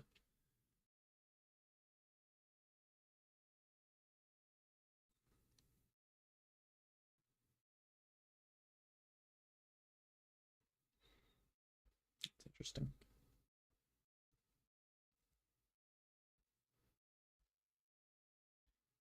I'll play it. I'll play it more like fast and loose. I think another thing that like whenever I'm like doing Kim Jung Gi studies is that his style is all about being fast and loose. So the more fast and the more loose I can be, the more I sort of start to get in like a little groove. You know what I'm saying? So it's like we'll probably see it a bit in the portrait like after I do this right here, but like I probably will start to have a little bit of like a looseness, you know, and I think that's why I think like doing like little master copies like this one right here are even if I feel like I'm not doing a good job, I feel like they allow me to warm up and sort of get looser, you know what I mean?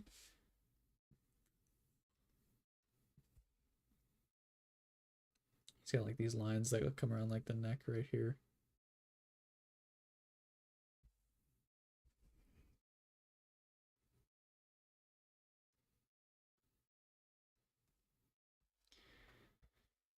It's got all these like little hairs.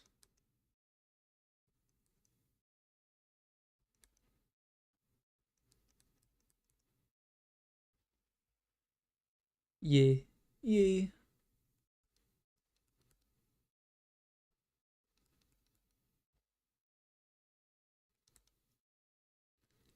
Just kind of doing these hairs, sort of break up the monotony of like trying to do like perfect lines for like everything here.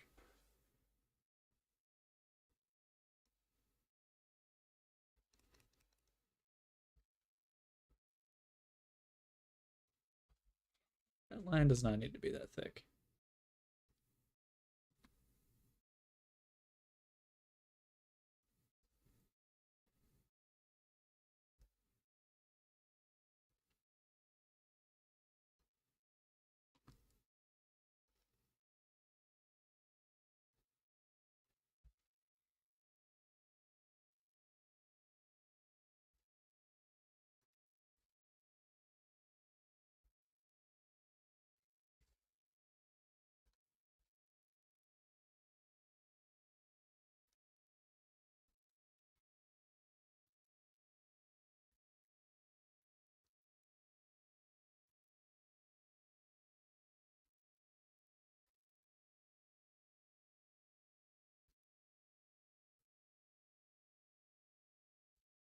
Faster, looser, more, more, less, less. You know what I'm saying? I love that little V shape he's got going on right there. So simple. Okay, now we'll come back up to the head. We're gonna focus on the hat now. You can tell I'm leaving the eyes for the last because those are the things that give me like most pause.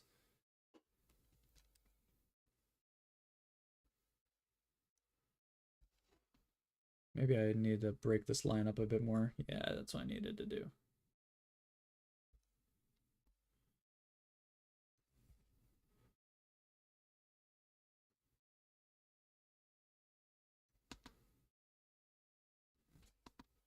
Trying to make that line weight a bit more consistent up here.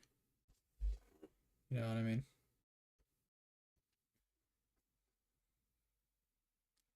little contour right here. It's fun. Same thing with this right here. It's like a little contour. It's like a crease in the hat, but it's also like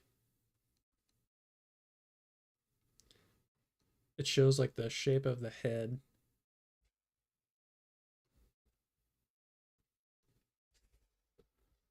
Can you see the number one I have right next to your nickname? It feels so cool that you're number one viewer. Yeah, you have like a little crown too.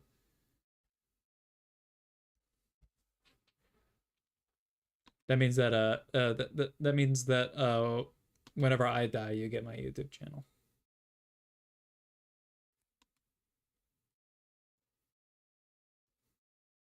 Hmm.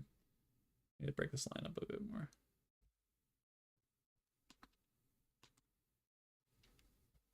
Keep on wanting to curl that line up like an S curve. This is more of like a C curve. Yeah, I think that's good enough. Maybe this one right here. It's like boom. No, more like boom. No, more like boom. That's pretty good. Really, don't worry. I'll take care of the channel. Yeah. But you have to solve a series of riddles in order to get access to the password. So be warned. Wait, I'm just describing like One Piece. That's what I'm describing right here. I'm like, you will find the One Piece. This little skeleton. I like this guy's little skeleton. All right, now we're gonna work on the eyes. So I need with the eyes, I need to just like remember that it's just like shapes. You know what I mean? It's like that right there. Literally all it is.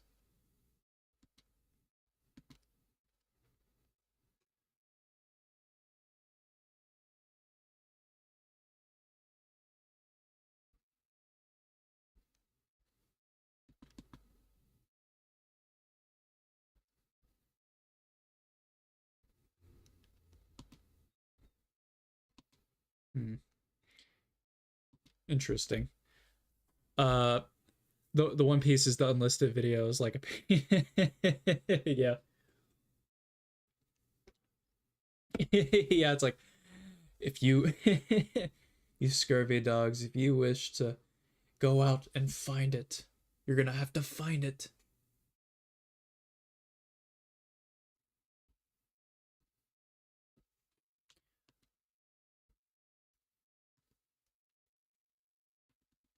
See, the placement of the eye here is really bugging me, so we'll take a second from that. But what I find interesting here is with this eye right here, he's got a little bit of an eyelash thing going on. And of course, he has the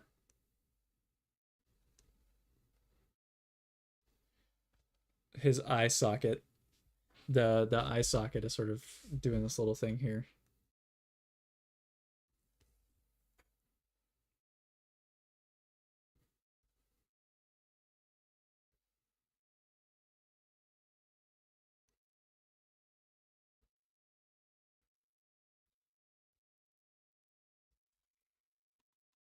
See, because I fudge up the proportions, I'm really having to struggle with like the imagination of like where this eye could be, but I'm thinking it's gonna be generally like right there-ish, you know?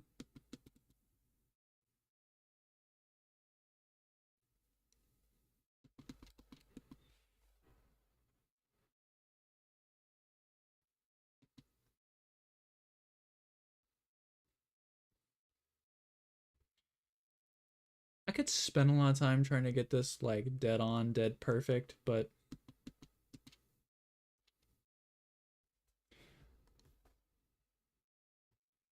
less is more, right? Is it? Is less more? Less is something.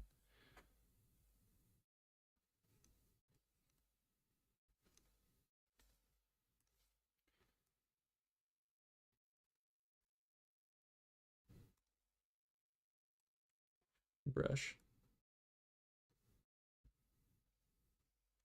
And I think I messed up a little bit with sort of this little bit up here. This needs to be a bit more like up here.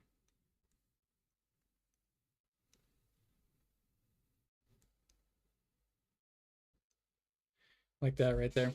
I mean, that eye could be a bit better, but like really, I could spend so much time on that. I really could. Get that right there.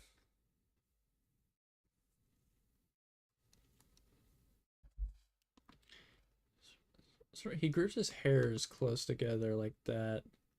It kind of shows that they're hairs almost, you know? It's like when you have like the lines that are like perfectly side by side. They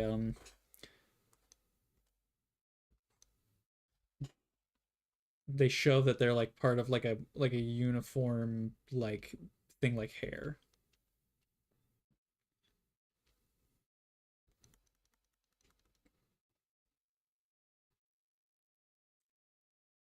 Kind of messed up with the lines here, you know what?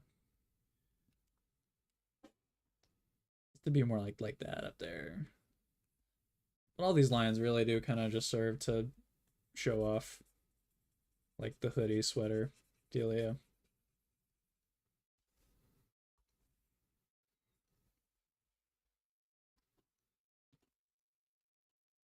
Just like triangular shape.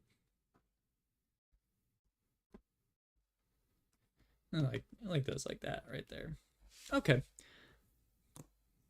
I could sit here all day and I could do this. Let me turn the You know what? You know what? You know what? You know what? That's not too bad. That ain't too shabby. One thing that I didn't notice here is that the this hat, it bubbles out way too much. That's gonna annoy me. Doing it again.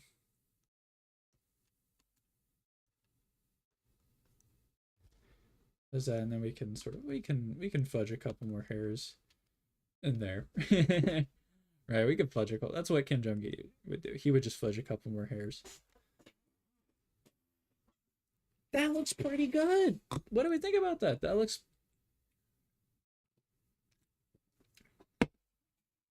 It's not perfect. It's not perfect. The streams you stream digitally, are you planning to sometimes stream traditionally, like hopping in between them? Yeah, probably next time. Probably next time, I think. Because I do want to. I probably want to do some Hello Ghostly Kid. Yeah, I want to do some. Well, I can't do plein air, but I can do more. I want to draw some like objects or something like that. You know what I mean? Objects from like photos or something. I think that's what I want to do for that. I think this guy, his mouth needs to be a bit thinner. Maybe his hat here. No, I mean I could spend forever cleaning this up, right? Donnie, hello. No constructive feedback. I know you have. I know you got constructive feedback, but I know you're just being nice. But just know, the constructive feedback is that I miss these hairs that are back here on the back of the head. Okay, that's the only constructive thing that I got that you got to say. Perfect. Um, I like that. You know what? You know what? I really do enjoy that. I do think the proportions are still a little off. The head is a bit more narrow, and it's sort of like it's got this V thing going on because we're looking from like top down. I should have accentuated that more, but for like what it is here, really, I do quite enjoy that. So okay, that means that the next sketch we're going to do is we are going to the little line on the cheekbone. That's the one thing. Yeah, you saw it. You saw it and I saw it. Um that little thing right there. Yeah, that's showing a bit more of like the teeth underneath like the jowls. You know what I mean? It's sort of like the folding of that skin because of the teeth underneath. I think that's what that line is supposed to be. All right, so that means that we are done with like that image right there, and we're gonna move this one over. We're gonna move this one over to the side. We'll pop that over there. See, when you don't have like the reference next to it, I'm like, wow, that's a pretty good drawing. That's a pretty good drawing. I'll tell you what. I'm gonna go on to Pinterest real quick, and I'm going to find a photo reference, for this to do. So hold on tight, little buddies. Oh my gosh. Um, because I just drew a guy, I feel more inclined to draw an individual here, like a fella. Mm. Hmm. I think your cat in the back is planning getting eyes clear, planning something. Watch out. He is looking up at the plant, isn't he? Ever. Enough of that. Enough of that, young man. So, because we just did like a dude with like he was an older gentleman, correct? I'm trying to find a photo reference of an individual who looks somewhat similar. But not like too similar. Like I don't want to have to do like the same angle.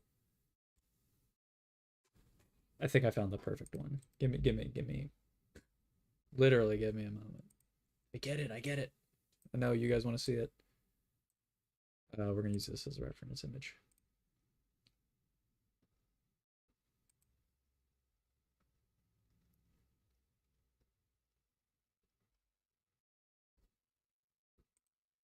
Wait, give me a second. Nothing's being weird.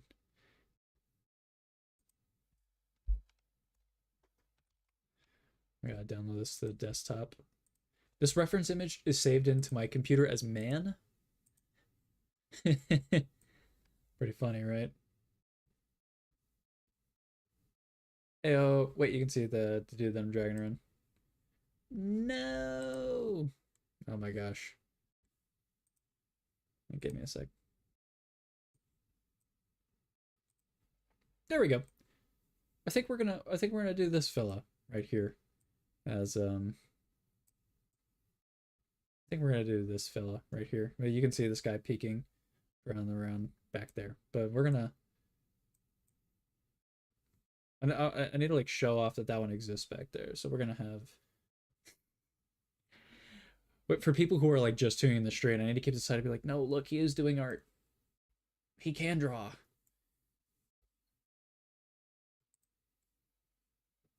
Think your cat in the back is playing doing some so. I just reread the exact same thing that you just had on there.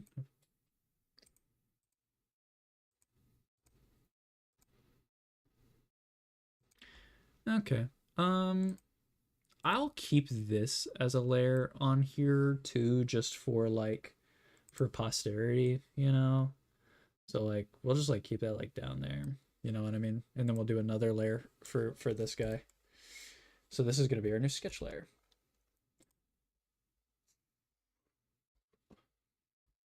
With the little mark right there. Okay. Okay, old fella.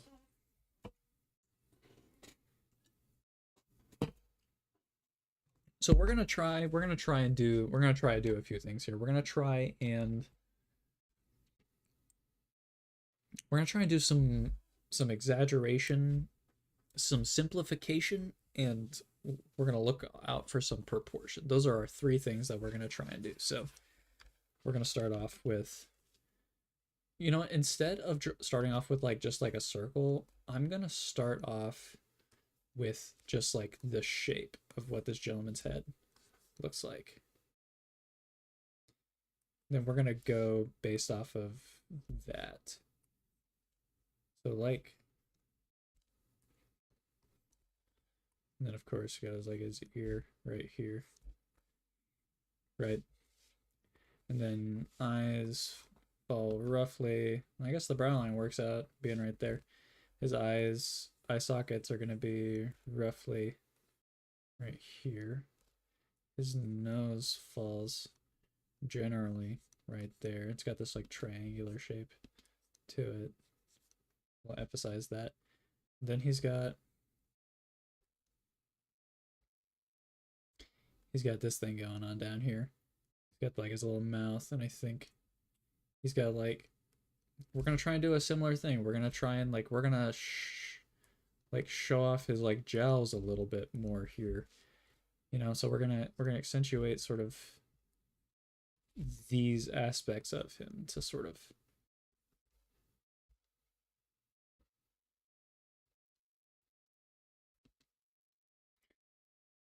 you know,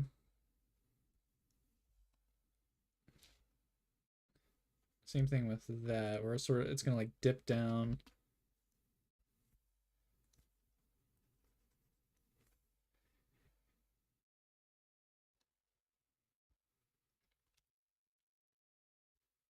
Gonna do like that right there. It's gonna come up, right? And we know his eyebrows are pretty big right there.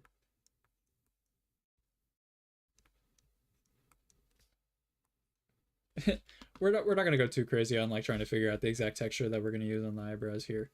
They do look very soft, so I don't want to. I don't want to make him look angry. You know what I mean? So that'll depend on like how we do like the eyes here, and I'm thinking the eyes are gonna fall like that right there. Because if we're looking at the center of the iris down, it falls a little bit more left. That eye is going to be a little bit right over there. I should probably do that a bit lighter too. So we're going to pop up right there. I don't want him to be too angular, so we're going to try and like round out. We're going to try and like round him out a little.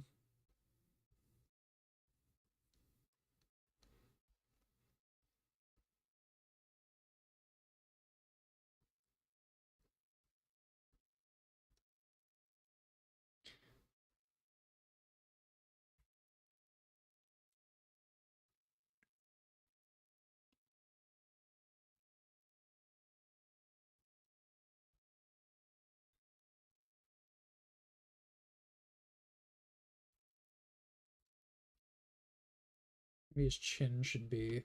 No, he does seem to have a pretty big chin. We'll just.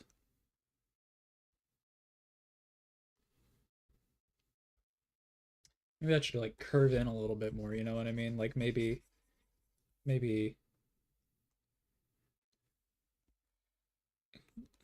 it should be a bit more narrow like that right there. So it goes boom.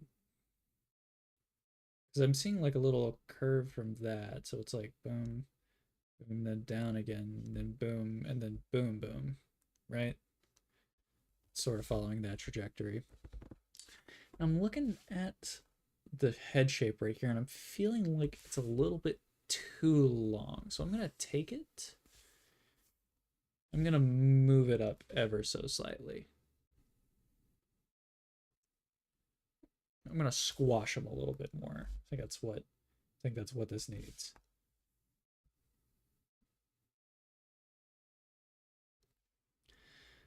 And here's the thing with like the eyes is like we need to do a lot of. I don't want him to look mad.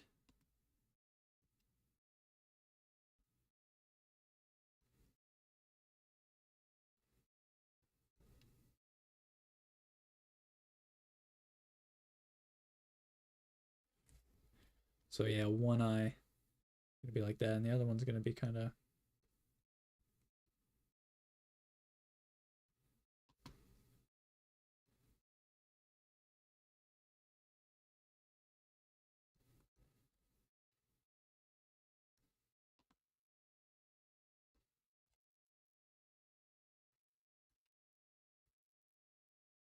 That, and then we know he's got sort of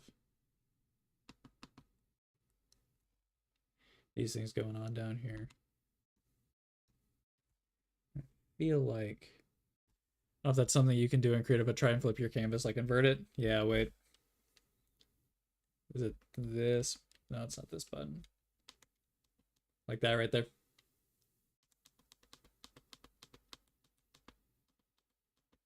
Okay, this eye is way too small. That eye is way too small. So we need to increase that size right there. Like that. Yeah.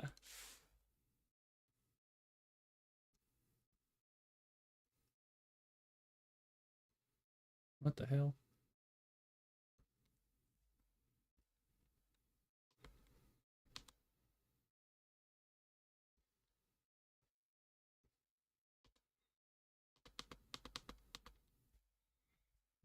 Mm,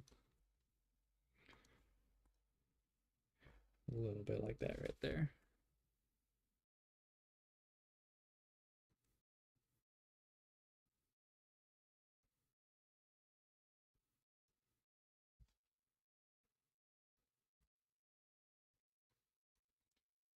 Also got a one thing that Kim Jung Gi does with his thing. Wait, it's not that small. Look at him. He's got like a squash eye. He does have a squashed eye, and I was trying to show that with like the angle of that right there. I see what you mean by that, but that's why I made this one a bit more like round.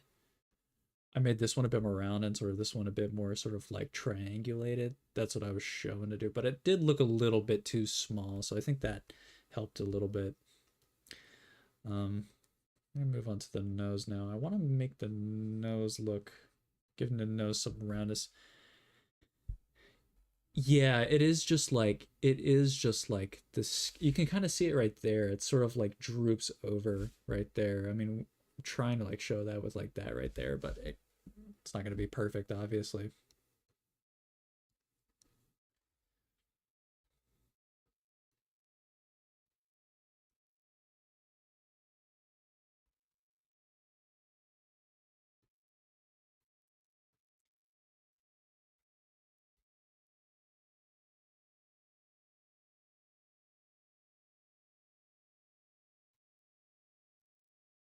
He's got these big ol',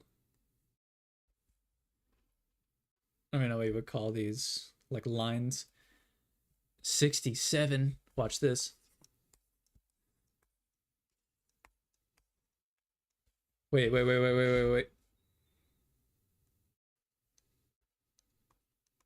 do we think about that? What do we think about that? What do we think about that? What do we think about that?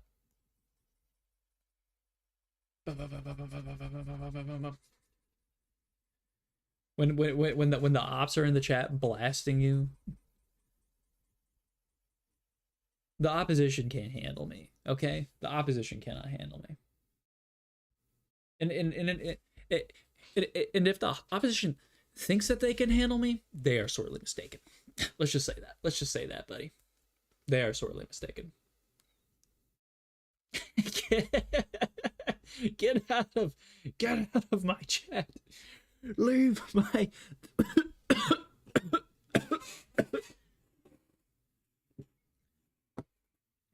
Lizard Wizard. These are people that I know like in the real world. This is classic tomfoolery shenanigans. I would not pay any mind to it.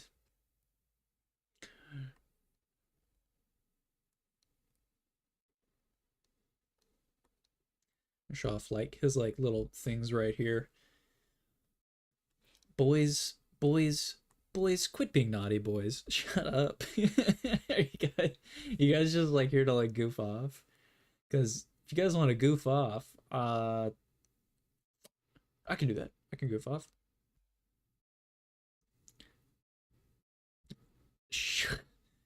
Clearly you're goofing around. Okay, we're simplifying his ear here a little bit to be a bit more like less. We're trying to make it rounder. Trying to make it rounder. And he's also got a little bit of an ear popping off over here, so show a little bit of that right there. Bro's getting bloated. Didn't mean to do all caps. Listen, man, you already did the all caps. It's already too late. You already hurt my feelings. Okay, buddy. You already hurt my feelings, buddy. So it's cool. It's cool. It's so cool. It's like it's beyond cool. Like that? Is that what you wanted?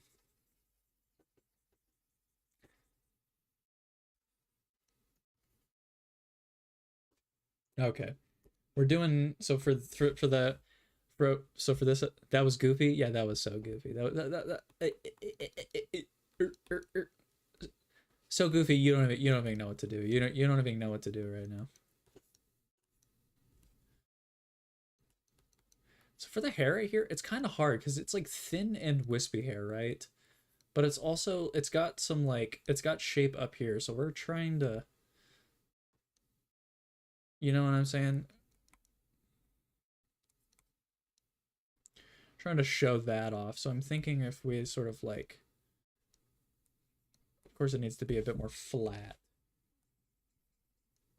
Like that right there. This is starting to turn into something, you know? I'm looking at this sketch right here. I'm like, you know what? It's starting to become something. I'm making him look not as old as he maybe should be, but that's all right. He has a very strong chin despite it all, you know? Like, Blood's got a very strong chin. So I'm just realizing that this little section, I messed up with this little section right here. Because this right here, yeah, I think flattening that chin helped out right there. This right here is the same as this right here. So this needs to be sort of like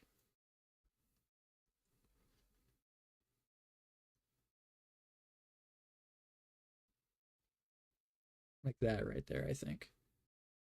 So it needs to like come up and around.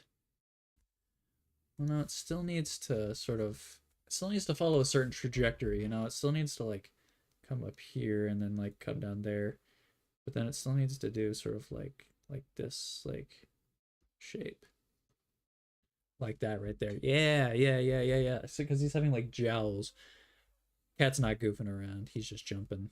That's a different thing that he does. And I think we could sort of we could show off, like I'm trying to show off the curvature of his nose. So we're gonna like just throw in these like little lines right here to sort of like show that off. You know?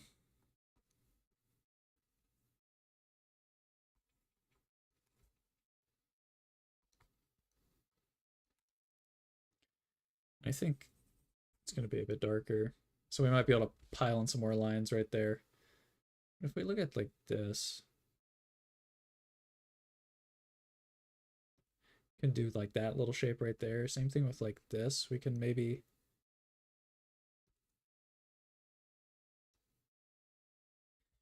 it's like kind of like doing his hair right there. I think like, I don't think I can do much more with the eyes, because remember, we want to keep this like somewhat simplified, right?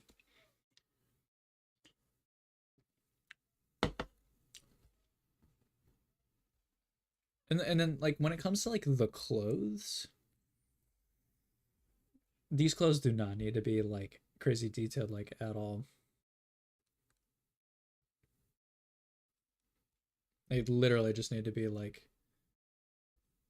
this. Like that right there. I'm probably gonna go back and do this instead. Like that right there. And then of course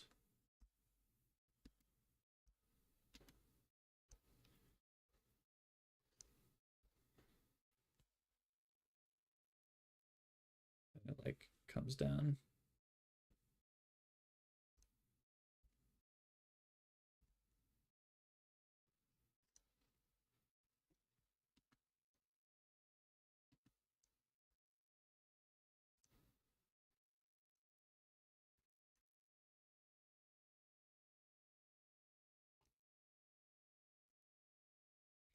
Currently, right now, I'm listening to Magic City by Gorillaz. I know I said I was listening to the Now, but the specific song that's on right now is Magic City. Such a such a good song, such a good album.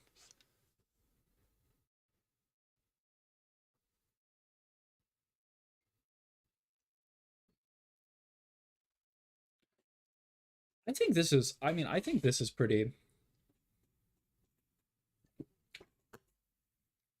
I think this is a pretty good base layer sketch. If we're being honest, like I don't think this really needs much more. Like I'm feeling really good about this.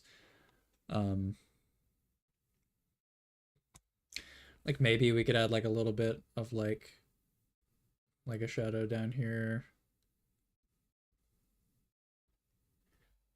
I mean that doesn't. I mean we don't really need that. I'm feeling pretty good about that.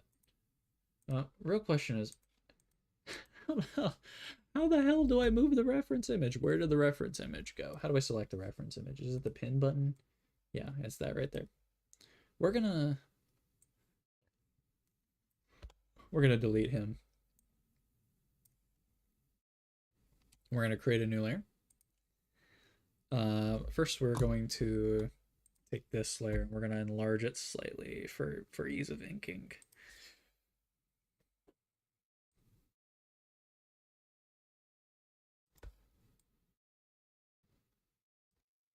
For ease of inking.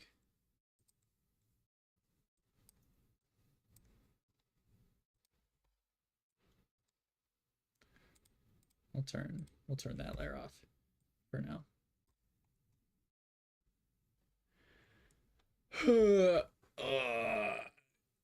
Yawn, yawn, yawn. You know what I'm saying? I'm having a good time. This is a very fun stream. Hope all of you are having as much fun as I am. Boom, boom, boom, boom, boom, boom. Perfect. All right. Let's get going.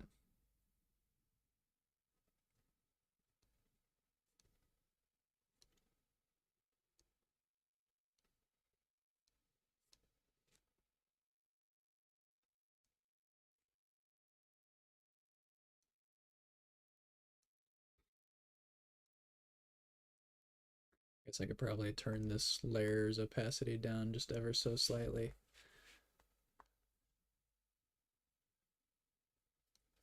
That is way too much for the ear.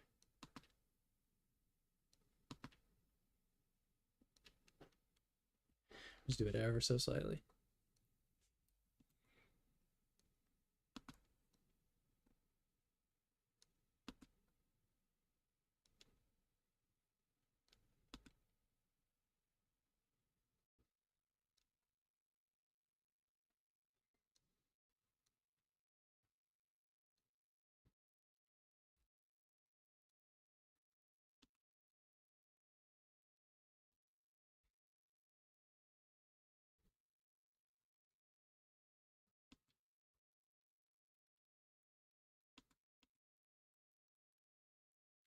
We'll give him some like distinguished eyebrows, you know what I'm saying?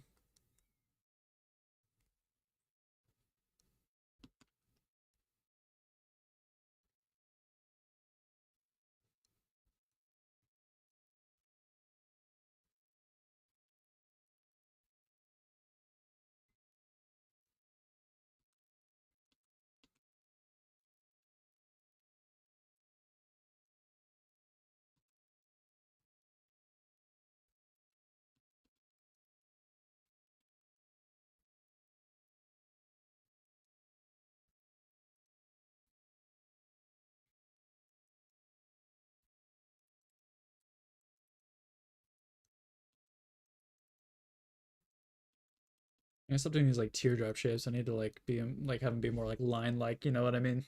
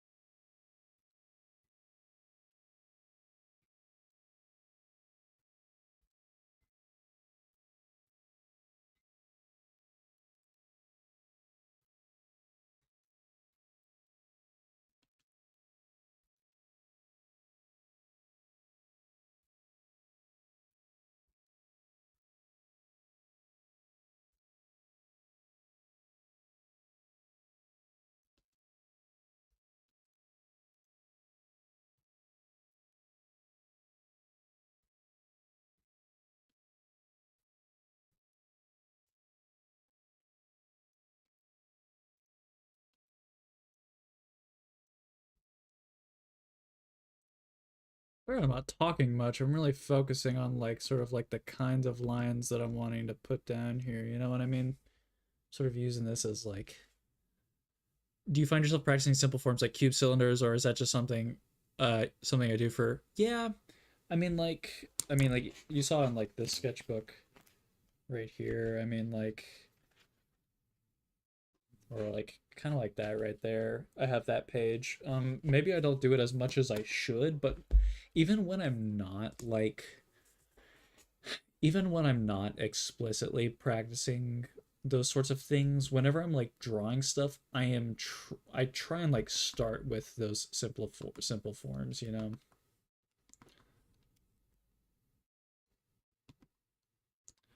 So I'm like always like imagining them. I'm trying to get better at that.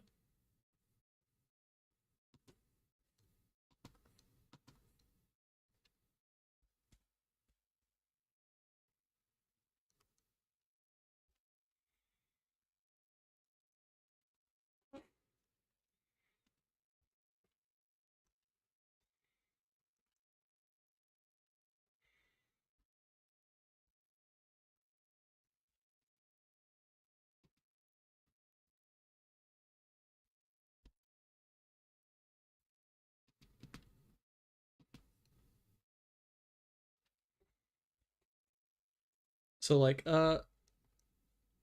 I mean also it depends, like you know, like you know how like my sketchbook is, like definitely like it's very much so like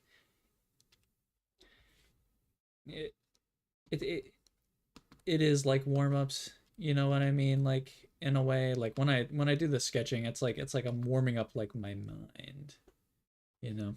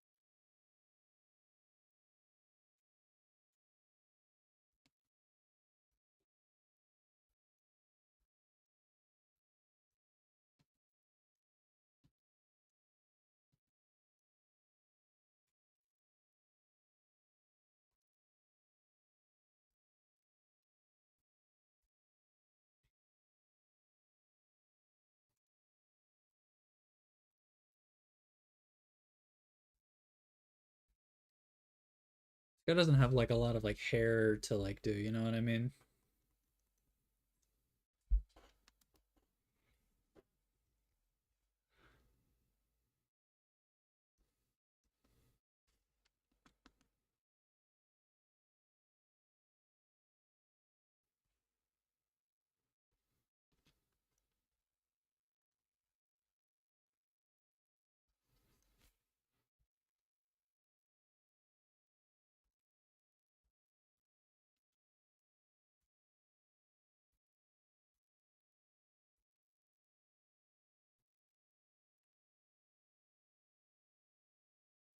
I'm very much so liking how all of this is. Maybe I could mess with the line weight of this down here a little bit more.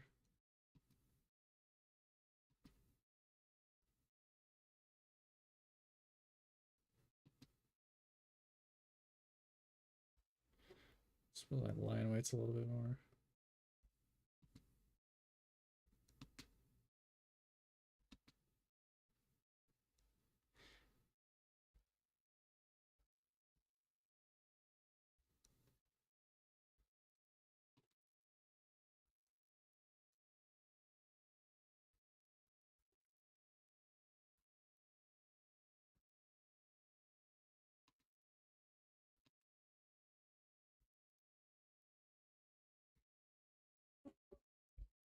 So it's like Kim Jung Gi uses heavier lines for sort of like his like outlines, right? So like that's what I'm trying to do here. Oops.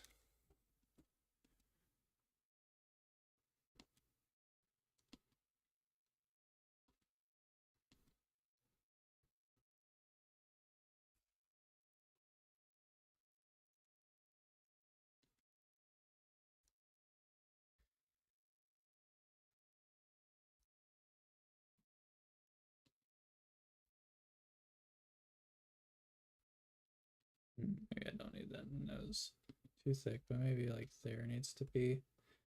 Yeah, that doesn't. No, that doesn't really need to be too thick.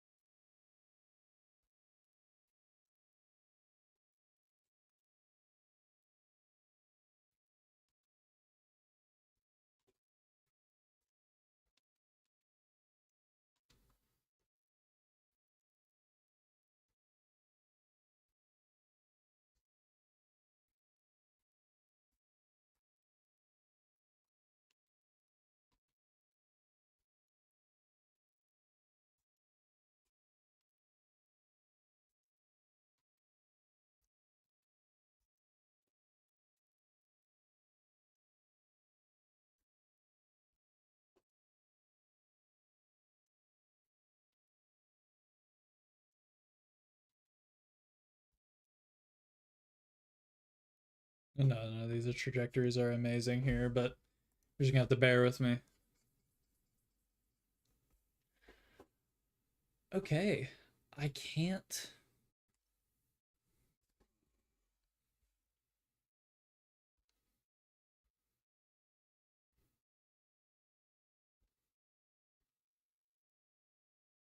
I mean, this guy here has a lot more like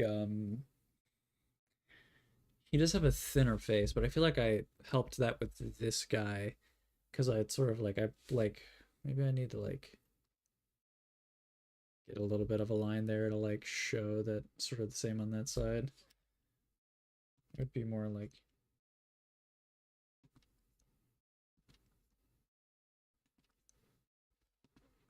not too much. Just a little less indication. Yeah, like that right there. Because then it like comes around like that right there.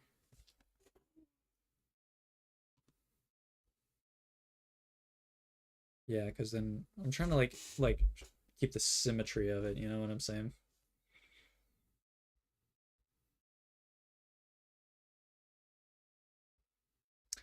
I'm feeling like that looks pretty good.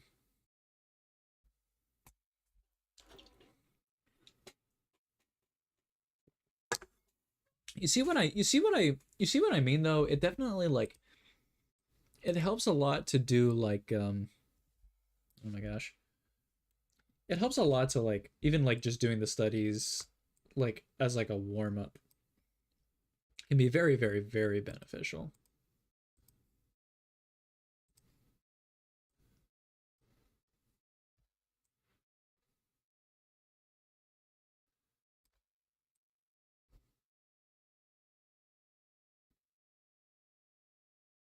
Probably I'll just keep these.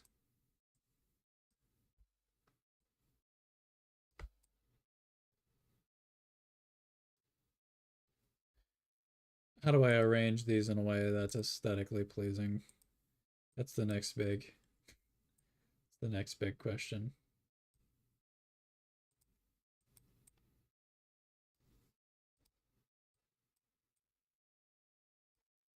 I guess it doesn't really matter. Where am I? Where am I?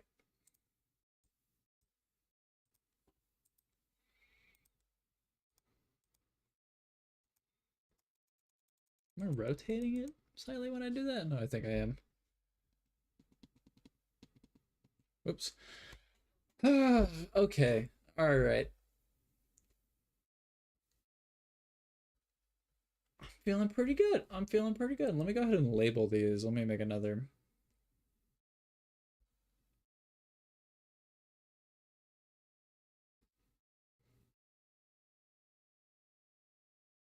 Guess I'll just do that layer right there. I'll pop into here. Too big. Might just be like 20, right? No, still too big.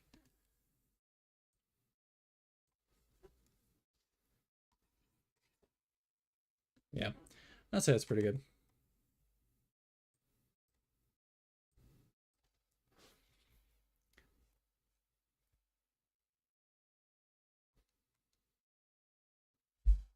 Still a little bit too thick.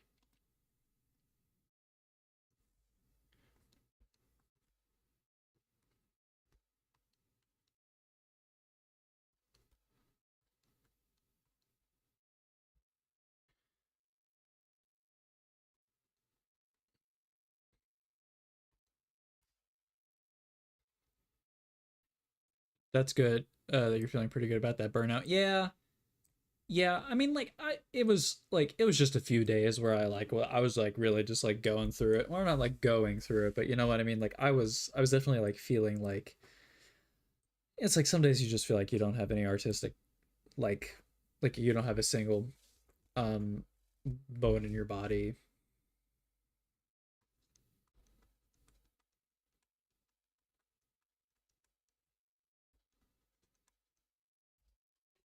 But yeah, I am feeling pretty good. Definitely, like one thing about digital, it's like it's very nice because like the sketching stage right there was definitely very um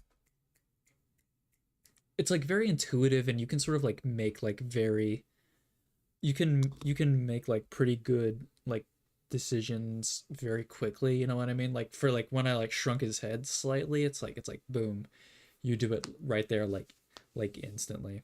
Like a plateau, yeah, kind of like a plateau. It was a miniature plateau. I wouldn't say it like was like an absolutely massive. I don't think it was like an absolutely massive plateau.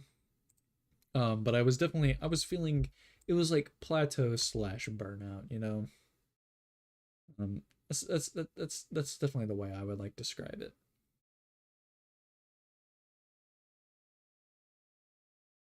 I wonder if I should just like keep them grouped together a bit more.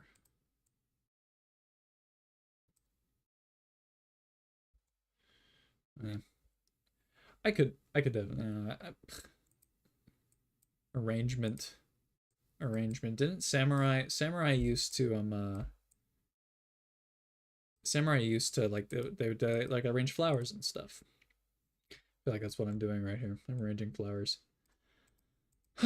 Okay. Oh, goodness gracious. Okay, let's take a step back here real quick, and let's just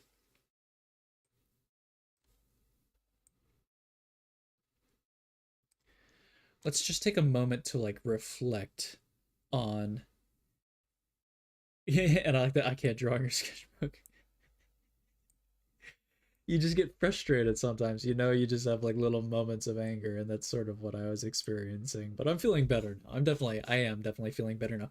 Especially I've been taking a little bit more time to sort of like study up on these things, to like do some like more intentional practicing. I feel like I've definitely like been feeling like a little bit better about it all. But yeah, definitely.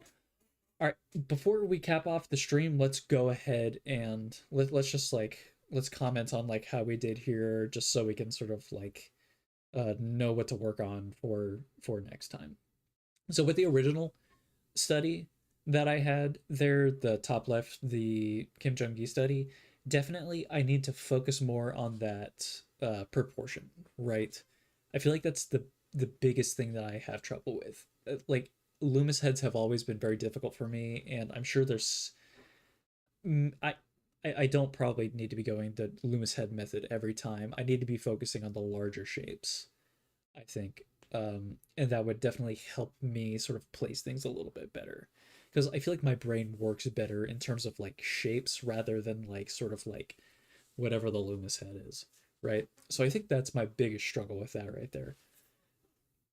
Besides that, besides the overall proportion and like placement of things, definitely feel like I got the essence of like the shapes from Kim Jung Gi's drawing, right?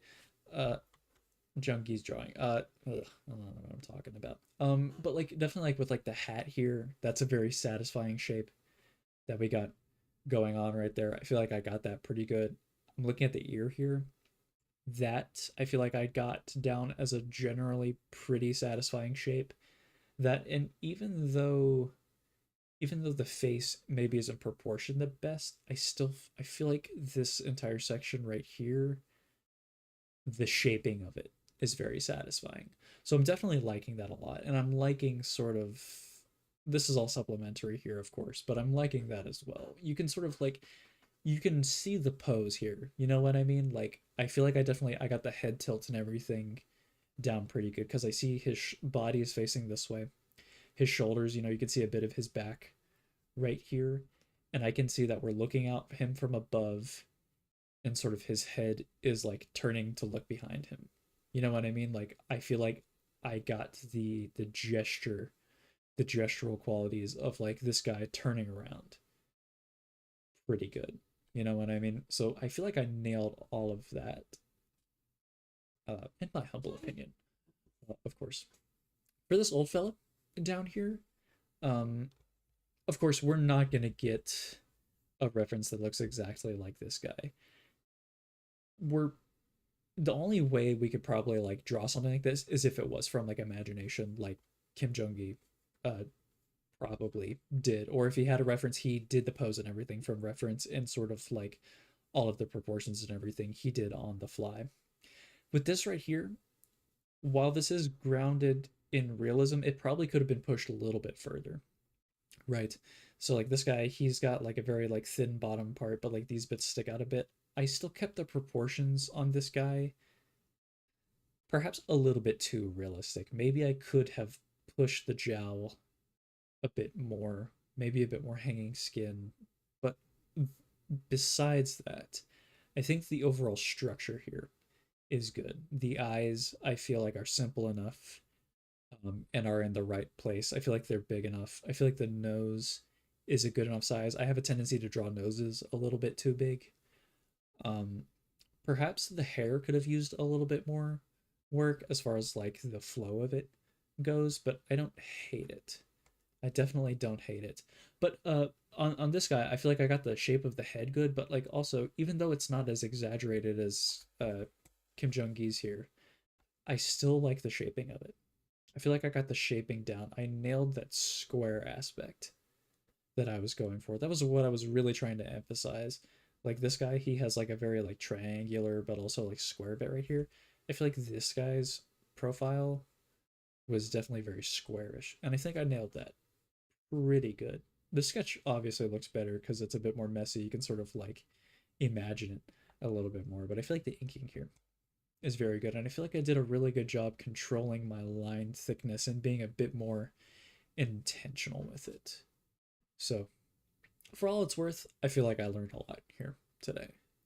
I mean, you're not trying to copy. You did intuitive use logic. You just didn't copy an image. Good study overall. Yeah. I get. You're right. You're right. It is not about whenever you're doing a master copy.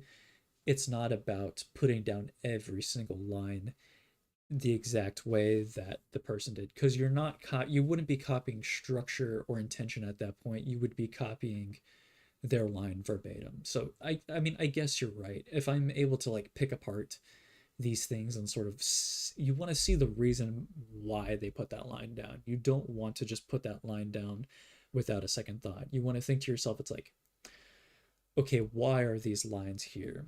Like what effect are they trying to create? Like for instance, like this one right here, it's like okay, what are these lines right here that are on the neck right here? Because I mean, this gentleman, I forgot to add them right there, but honestly, I don't really care. I forgot to add his little skin folds in the neck, but we're already yapping right here. But like for instance, as we were talking about these lines right here, like what are those? And it's like if I was just copying the lines, I would just say like, oh, it's like it's just a like perhaps it's just like a wrinkle on his neck. But I know because of the way he's turning his head and the way his body is angled, I know that this guy is he's turning his head and his skin on his neck is pinching because his neck is rotating. So if we didn't have this right here, that is one less visual cue that tunes us in that this guy is like turning his head. You know what I mean? Like we might interpret it more as just like more of like what's the word? Like an almost like side profile, if that makes any sense. Like you miss out on that like motion that's happening there. So like I think if we can sort of like understand why these lines are here, like this line is right here because it's part of the cheekbone, we can sort of intuit ways that we can use that for ourselves.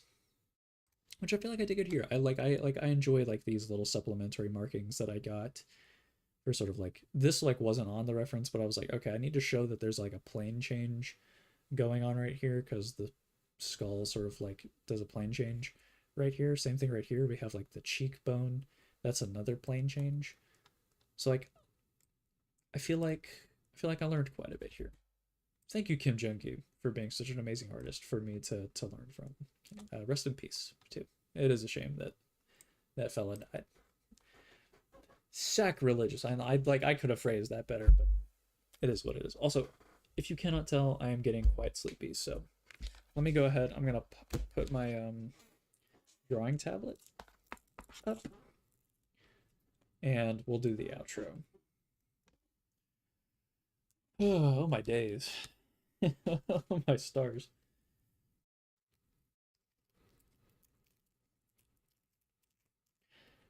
The one thing that I hate about technology for all of its advancements and conveniences, the one inconvenient thing is like wires.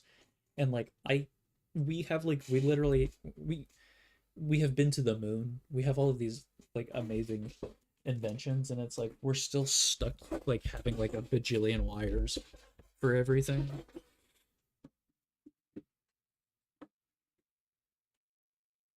Like make it make sense, right? Okay. I saw you and your brother on Twitch playing Sea of Thieves, which is so annoying because it keeps telling me to verify my account even though it's already verified. I want to say hi. I'm sorry, yeah, Twitch is weird. I keep on telling him to stream on to I keep on telling him to stream on the YouTube, so hopefully he will take my advice on that sometime. Um I hope you enjoyed it. I was very tired that you could probably tell from my my tone of voice when we were playing. I had a lot of fun playing though. I don't play a lot of video games with him. So it's always fun to be able to play a game with him. So I hope we were entertaining for whatever amount of time you watched. My cat has been so well behaved in the corner over here. Could we his name is Pepper. Give it up for Pepper, dude. He has been just he's got his little wait, I'll turn the blur off. He's got his little paws just like tucked underneath him. He is so cute. And I love him very much. He is my son. He is my son. Well, you know what that means. I'm taking the headphones off. He looks like a lover, he does. I could pick him up and eat him. Pick him up and eat him. um, yeah, he does that a lot. He tucks us underneath. He's very cute. He also bites me a lot. I have a lot of I don't know if you can tell. I have a lot of like little micro scars on my hands because he bites me so much. Okay. Well, it's that time. It's time to end the stream. Thank you very much for watching tonight's stream. I hope you learned a lot. I surely did. Just keep in mind that when you are struggling to make progress, that's a very subjective thing, of course. But if you feel like you are not making the progress that you want, maybe take a step back, look at the artists that you are personally inspired by, and see if there's a thing or two that you can learn from them, whether that be from studies, from master copies, or through application, all three things which we did here tonight. I hope that this was helpful for all of you. I can't remember if I said that yet or not, but I hope it was helpful for all of you. As I mentioned before, we will not be doing a stream next week. We are doing a stream every other week because I'm tired all the time. I'm tired all the time. So we won't be seeing you next week, but we will definitely be seeing you the week after. We'll make it a traditional stream. We'll draw a bit in the sketchbook. Or if we don't draw in the sketchbook, maybe I have some Bristol paper, or even like I have these little postcards here. If you would want to see me like do these postcards, because I have some shorts on my channel where I like do these little like postcard drawings. If you want to see me do one of those live on stream, I could also do that as well. We'll see what we're feeling once we get closer to the time. No, thank you, Lizard Wizard. You are the man. Thank you for being here this entire time. It feels good to have the support. We'll say. So yeah, won't be seeing you next week. We'll be seeing you the week after. Can't really think of anything else. Go ahead and check out other videos on the channel. There's a new channel. There's a new channel on YouTube. His name is Liminal Pines, and he's making videos, and he's not really new. The channel is about 2 years old now. But there's a new video on the channel. It's called Why I Started Drawing with Fountain Pens. I can't remember the exact title, but go ahead and check that out. I wrote a script for it, and I worked pretty hard on it, somewhat hard on it. But yeah, I would appreciate the support. All right. Take care, everybody, and have a great rest of your night.